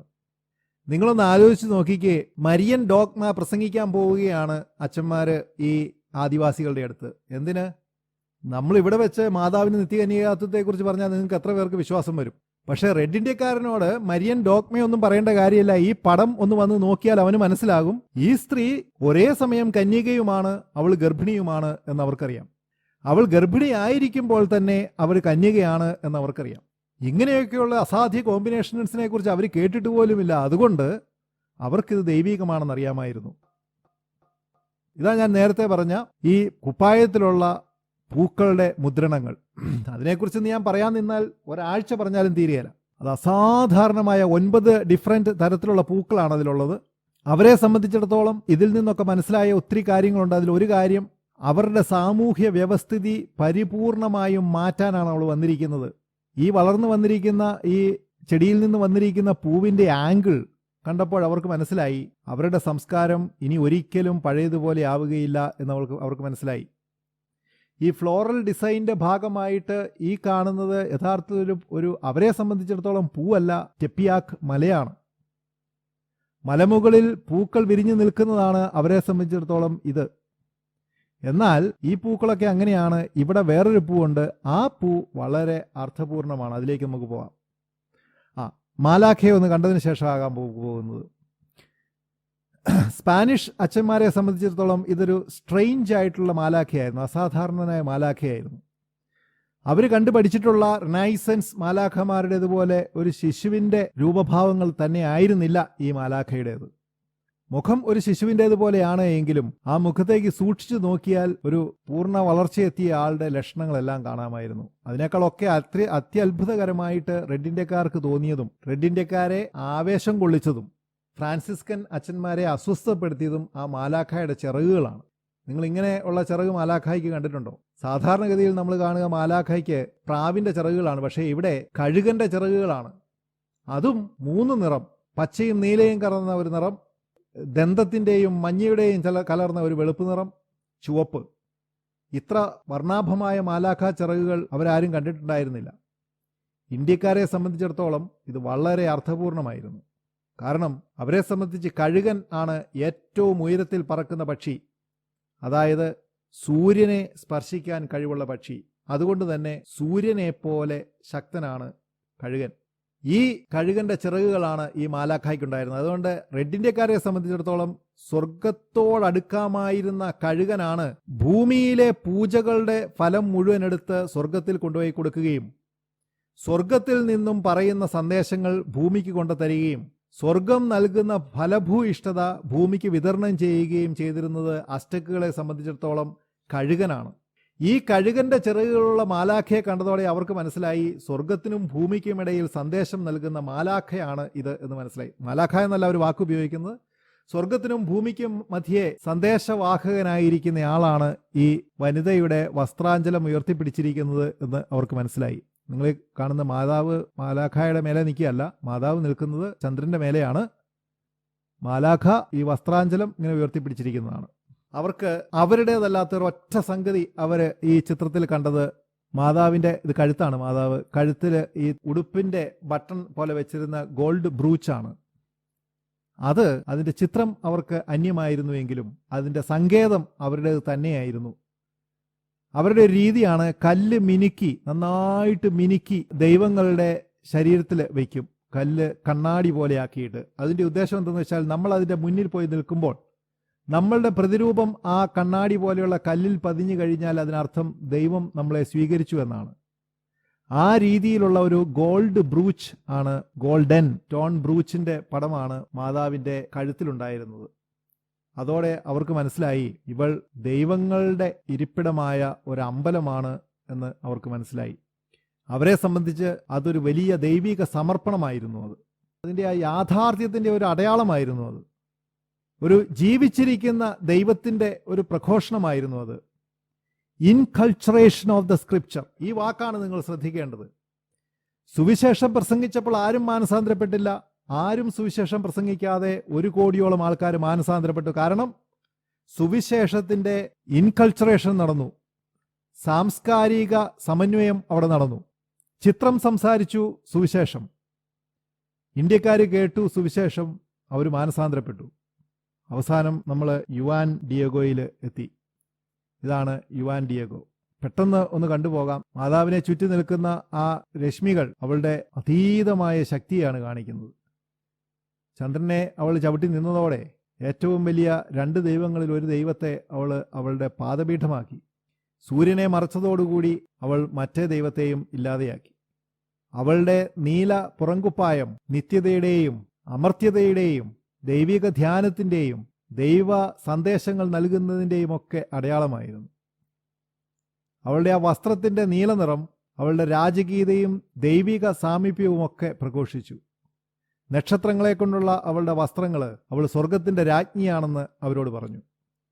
ഈ ചിൽമയിൽ ശാസ്ത്രീയമായി നമ്മൾ നോക്കിയാൽ അസാധ്യമാണ് ഇങ്ങനെ ഒരു ചിത്രം വരച്ചെടുക്കുക. ഒരു ബ്രഷിൻ്റെ പാടുപോലുമില്ലാതെ, ഒരു സ്കെച്ചുമില്ലാതെ, ചിത്രകാരൻ വരയ്ക്കുന്ന സങ്കേതങ്ങളൊന്നുമില്ലാതെയാണ് അത് വരയ്ക്കപ്പെട്ടിരിക്കുന്നത്. പ്രകൃതിയിലുള്ള പക്ഷികളുടെ, പൂമ്പാറ്റയുടെയൊക്കെ പോലെ ഡിഫറെൻ്റ് ആംഗിളുകളിൽ നോക്കിയാൽ അസാധാരണമായ നിറവ്യത്യാസവും ഈ ചിത്രത്തിന് കാണാം. എൻ്റെ കയ്യിൽ ഇനിയും കുറേ അധികം സ്ലൈഡുകളുണ്ട്. പക്ഷേ അത് കാണിച്ചാൽ ഒത്തിരി കാര്യം സംസാരിച്ചിരിക്കണം. ഇത്രയും സമയമായതുകൊണ്ട് നമുക്കത് നിർത്താം. നമുക്ക് ചർച്ചയിലേക്ക് കിടക്കാം. നിങ്ങൾക്ക് എന്തെങ്കിലും കാര്യങ്ങൾ ഇതിനെക്കുറിച്ച് കൂടുതലായിട്ട് പറയാനോ ഞാൻ പറഞ്ഞ ഏതെങ്കിലും കാര്യം മനസ്സിലാകാതെയോ ഉണ്ടെങ്കിൽ ചോദിക്കാം. അത് ഞാൻ വിശദീകരിച്ച് തരാം. ഈ അത്ഭുതത്തെക്കുറിച്ച് പറയുമ്പോൾ ഇവിടെ യഥാർത്ഥമായ അത്ഭുതം എന്താണെന്ന് നിങ്ങളുടെ മനസ്സിൽ എപ്പോഴും ഉണ്ടാകണം. ഇവാഞ്ചലൈസേഷന് വേണ്ടി പോയിട്ടുള്ളവർക്കേ അതിൻ്റെ വിഷമം അറിയൂ. നിരീശ്വരവാദികൾക്ക് പുച്ഛമാണ്. വിശ്വാസമില്ലാത്തവർക്ക് ഈ പറയുന്ന കാര്യങ്ങൾ മനസ്സിലാവുകയില്ല. നമ്മൾ പ്രഘോഷിക്കുന്ന ദൈവം അവരൊക്കെ ഇതുവരെ കാണുകയും കേൾക്കുകയും ചെയ്തിട്ടുള്ള ദൈവത്തിൽ നിന്നും വളരെ വ്യത്യസ്തനാണ്.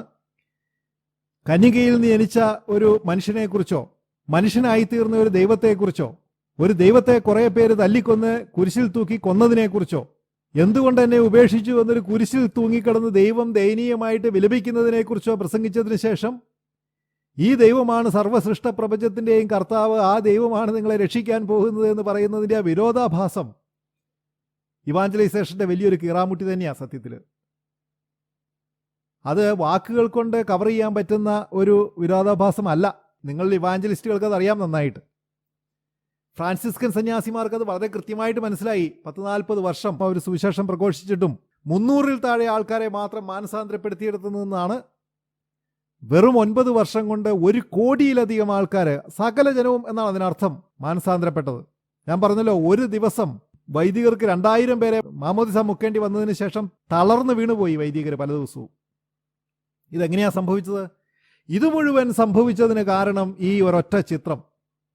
ഒരു ചിത്രത്തിലേക്ക് ഒരു ജനം നോക്കി നിൽക്കുന്നു, ആ ചിത്രം അവരോട് സംസാരിക്കുന്നു, അവർക്ക് മനസ്സിലാകുന്ന ഭാഷയിൽ തന്നെയാണ് ആ ചിത്രത്തിൻ്റെ ഉള്ളങ്കാൽ മുതൽ ഉച്ചി വരെയുള്ള ഓരോ അണുവിടയും.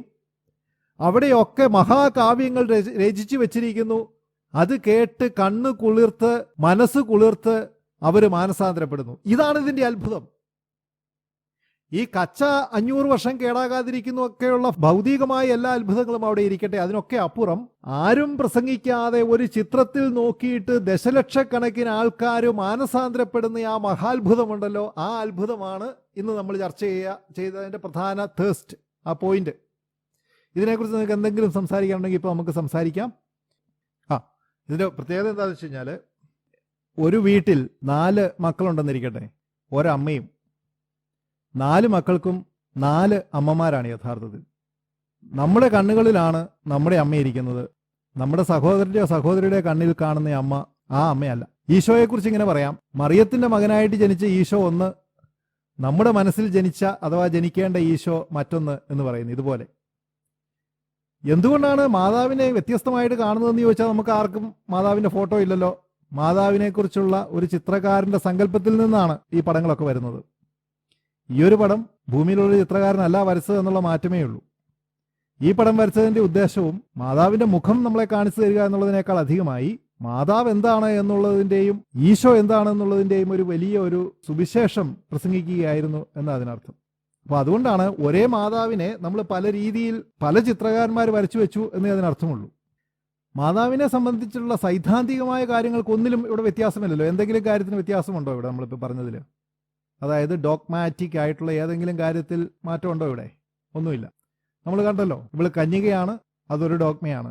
കറുത്ത അരക്കച്ച കണ്ടല്ലോ, അതിനോട് അടുത്ത് തന്നെ അതിൻ്റെ നേരെ മുന്നിൽ മാതാവിൻ്റെ വയറിൽ ഒരു ഗർഭിണി ആണെങ്കിൽ ഗർഭിണിയുടെ വയറിൽ കുഞ്ഞ് ഇരിക്കേണ്ടതിൻ്റെ ഭാഗത്ത് 4 ഇതളുകളുള്ള ഒരു പൂവുണ്ട്. ഒരു പൂവേ ഉള്ളൂ അങ്ങനെ 4 ഇതളുകളുള്ളത്.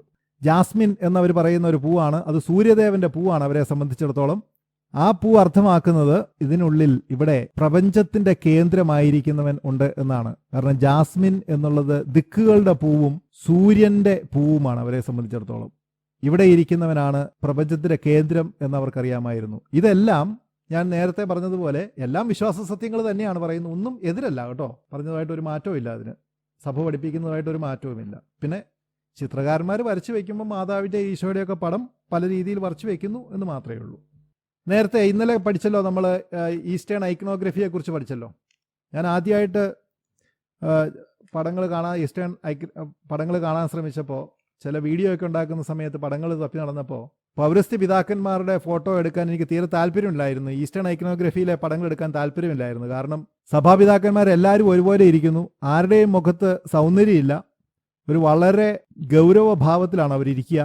അവരുടെ ഏതെങ്കിലുമൊക്കെ ചിലപ്പോൾ ചെവിക്ക് ഭയങ്കര വലിപ്പം, ചിലപ്പോൾ മൂക്കിന് ഭയങ്കര വലിപ്പം, അങ്ങനെയൊക്കെ ഇരിക്കുന്നു. ഇതിങ്ങനെ ഏത് വിവരമില്ലാത്തവനാണ് വരച്ചതെന്നാണ് കരുതുന്നത്. പക്ഷേ ഐക്കണോഗ്രഫി പഠിച്ചപ്പോഴാണ് മനസ്സിലായത് അവയൊക്കെ വലിയ സന്ദേശങ്ങളാണ് നൽകുന്നത്.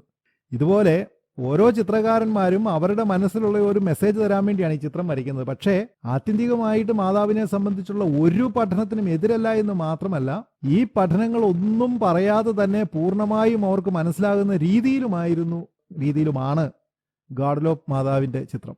അതുകൊണ്ടാണ് അവിടെ കൺവേർഷൻ ഉണ്ടായത്. അത് വിശ്വാസ സത്യങ്ങളെല്ലാം അവിടെ കാണാം. മനസ്സിലായില്ലേ നോർമ? നീ ആർക്കെങ്കിലും എന്തെങ്കിലും പറയാനുണ്ടോ? ഒന്ന് എക്സ്പ്ലെയിൻ ചെയ്യാനോ, ഞാൻ പറയാൻ വിട്ടുപോയ കാര്യങ്ങൾ എന്തെങ്കിലും വെളിപ്പെടുത്താനോ? നോർമ എന്തെങ്കിലും പറയാനുണ്ടോ? മനസ്സിലായില്ലേ? ഓക്കെ.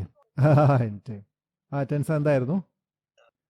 ഇത് പക്ഷേ ഞാൻ പറയട്ടെ, ശരിക്കും പറയുകയായിരുന്നു എങ്കിൽ, നമുക്ക് സമയം ഉണ്ടായിരുന്നു എങ്കിൽ ഇത് ശരിയായ രീതിയിൽ ഇങ്ങനെയല്ല ഇത് പറയേണ്ടത്. നല്ല വിശദമായിട്ട് വിശദീകരിച്ചു പോവുകയാണ്. മാതാവിൻ്റെ ആ ചിത്രം ഇങ്ങനെ ഓരോ ഭാഗമെടുത്ത് നമ്മൾ വിശദീകരിച്ച് പോവുകയാണെങ്കിൽ പിന്നെ നമ്മളിങ്ങനെ ഇരുന്ന് വിശ്വാസ സത്യങ്ങളെക്കുറിച്ചോ മാതാവിനെക്കുറിച്ചോ വേദപാഠം ഒന്നും പറയേണ്ട കാര്യമില്ല. കാരണം അത് മുഴുവൻ അവിടെയുണ്ട്. അത് അവർക്ക് വെബ്സൈറ്റും ഉണ്ട്, ഒരു വീഡിയോ ചാനലും ഉണ്ട് കേട്ടോ. ഈ വെബ്സൈറ്റിൽ അത്യാവശ്യം കുഴപ്പമില്ലാത്ത കുറേ നല്ല ടോപ്പിക്കുകൾ നമ്മൾ കൈകാര്യം ചെയ്തിട്ടുണ്ട്. ഒരു 70-ലധികം നല്ല കാറ്റക്കിസ്റ്റ് ടോപ്പിക്കുകൾ കൈകാര്യം ചെയ്തിട്ടുണ്ട്. അതിപ്പോൾ നിങ്ങൾ സമയം കിട്ടുമ്പോൾ നോക്കിയാൽ മതി. ഞാൻ ലിങ്ക് ഇതിലിട്ടേക്കാം. കുറേ അധികം നല്ല ടോപ്പിക്കുകളുണ്ട് അതിനകത്ത്. സഭയെ സംബന്ധിച്ച് പഠിക്കാൻ താല്പര്യമുള്ള ആൾക്കാർക്ക് ചർച്ച് ഹിസ്റ്ററി, കാറ്റക്കിസം, മരിയോളജി, അങ്ങനെ വിവിധങ്ങളായ വിഷയങ്ങളെക്കുറിച്ച് ധാരാളമായിട്ടുള്ള കാര്യങ്ങളുണ്ട്. അപ്പോൾ അത് ഒന്ന് പഠിക്കുക. അതുകൂടാതെ ഇപ്പോൾ നിങ്ങളുടെ ഒരു സഹായം ആവശ്യമുള്ള ഒരു മേഖല എന്താണെന്ന് വെച്ച് കഴിഞ്ഞാൽ, നമുക്കൊരു യൂട്യൂബ് ചാനലുണ്ട്. വൈ വി ബിലീവ് എന്നാണ് നമ്മുടെ സൈറ്റിൻ്റെ പേരും ഈ യൂട്യൂബ് ചാനലിൻ്റെ പേരും. യൂട്യൂബ് ചാനലിൽ മറ്റേതുപോലെ അത്ര ബൃഹത്തല്ല. നമ്മൾ ഉദ്ദേശിക്കുന്നത് വെച്ചാൽ അതിനകത്തുള്ള കാതലായ വിഷയങ്ങളാണ് അതിനകത്ത് ചർച്ച ചെയ്യുന്നത്. അതിൽ മിക്കവാറും എല്ലാം യൂട്യൂബ് വീഡിയോസ് ആക്കി മാറ്റണമെന്നാണ്. അപ്പോൾ നമ്മളിപ്പോൾ പ്രധാനമായിട്ടും ചെയ്തിരിക്കുന്നത് മാതാവിൻ്റെ ഡോഗ്മാസ് 4 നമ്മൾ ചെയ്തു, മരിയോളജിയുടെ കുറച്ച് വിഷയങ്ങൾ ചെയ്തു. അത് കഴിഞ്ഞ് ടൂറിൻ തിരുക്കച്ചയെക്കുറിച്ച് ഒരു നല്ലൊരു സീരീസ് ചെയ്തു. പിന്നെ 1-2 അവിയൽ പരിപാടികൾ ചെയ്തു. ഇപ്പോൾ നമ്മൾ പബ്ലിഷ് ചെയ്യാനായിട്ട് പോകുന്നത് ഇപ്പോൾ ജെറൂസലേം ദേവാലയത്തെക്കുറിച്ച് ഒരെണ്ണം ആക്കി വെച്ചിട്ടുണ്ട്. അത് ഇന്നോ നാളെയൊക്കെ നമുക്ക് സമയം കിട്ടുമ്പോൾ പബ്ലിഷ് ചെയ്യും. ഞാൻ പറഞ്ഞു വരുന്നത്, ഇതിനകത്ത് നിങ്ങൾ നോക്കിയാൽ കാണാം, ഇപ്പോൾ സബ്സ്ക്രൈബേഴ്സ് നിങ്ങളൊക്കെ സഹായിച്ചിട്ടുള്ളത് കൊണ്ട് 332 പേരെ ആയിട്ടുണ്ട്. പക്ഷേ നമുക്ക് 1000 പേരെ സബ്സ്ക്രൈബേഴ്സ് ആയാലും ഇപ്പം നമ്മൾ ഈ നടത്തുന്ന ഈ പരിപാടികളുണ്ടല്ലോ, ഈ പരിപാടികൾ നമുക്ക് ലൈവായിട്ട് കൊടുക്കാൻ പറ്റും യൂട്യൂബിൽ. അതോടെ നമ്മുടെ ഡയമെൻഷൻ നല്ലതായിട്ട് മാറും. അത് വലിയൊരു നേട്ടമായിരിക്കും. ഇപ്പം നമ്മുടെ ഈ വെള്ളിയാഴ്ച ശനിയാഴ്ച പരിപാടികളൊക്കെ യൂട്യൂബിലേക്ക് നമ്മളങ്ങ് മാറുന്ന അവസ്ഥയൊന്ന് ആലോചിച്ച് നോക്കിയാൽ ലൈവായിട്ട്. പക്ഷെ അതിന് 1000 സബ്സ്ക്രൈബേഴ്സ് ഉണ്ടാവണം. അപ്പോൾ ഒരു കാര്യം ചെയ്യാവുന്നത്, സബ്സ്ക്രൈബ് ചെയ്യുക. പിന്നെ കൂട്ടുകാരോടോ ഫാമിലിയിലൊക്കെ ആൾക്കാരെ ഗ്രൂപ്പുകളിലൊക്കെ ഒന്ന് ഷെയർ ചെയ്ത് നമ്മുടെ ഈ സബ്സ്ക്രിപ്ഷൻ ഒരു 1000 ആക്കാൻ നമുക്ക് സാധിച്ചാൽ നമ്മുടെ ഈ ഫ്രൈഡേ സാറ്റർഡേ പ്രോഗ്രാംസ് മുഴുവൻ നമുക്ക് ലൈവായിട്ട് ചെയ്യാൻ പറ്റും. നമുക്ക് ഒത്തിരി റീച്ച് കൂട്ടാൻ പറ്റും. വളരെ ഗുണകരമായിരിക്കും അത്. അപ്പോൾ അത് നിങ്ങളുടെ മനസ്സിലുണ്ടാകണം. അതിനുവേണ്ടി നിങ്ങൾ അധ്വാനിക്കുകയൊന്നും വേണ്ട. കേൾക്കുന്ന ആൾക്കാർ, കാണുന്ന ആൾക്കാരോട് പറയുക, നിങ്ങളത് ചെയ്യുക. നാളെ നമ്മുടെ വലിയ സൂപ്പർ ഒരു സെഷനാണ് നമുക്ക് വരാൻ പോകുന്നത്. നാളെ നമുക്ക് സെഷൻ ചെയ്യുന്നത് ജോണിച്ചായനാണ്. ഒരു വലിയ അനുഗ്രഹീതമായ സമയമായിരിക്കും. എല്ലാവരും സമയത്തിന് തന്നെ നേരത്തെ വരിക, പരിപാടി പൂർണ്ണമായിട്ട് പങ്കെടുക്കാൻ പറ്റുന്നത് പോലെ. അതുകൂടാതെ നാളെ നൈറ്റ് വിജിലും ഉണ്ട് കേട്ടോ. നൈറ്റ് വിജിലും എല്ലാവരും പങ്കെടുക്കുക. നമ്മുടെ സെഷൻ കഴിഞ്ഞിട്ട് ഉടനെ നൈറ്റ് വിജിലായിരിക്കും. അപ്പോൾ നൈറ്റ് വിജിലും പങ്കെടുക്കാം. അതിന് നാളെ നമുക്ക് സംസാരിക്കാം.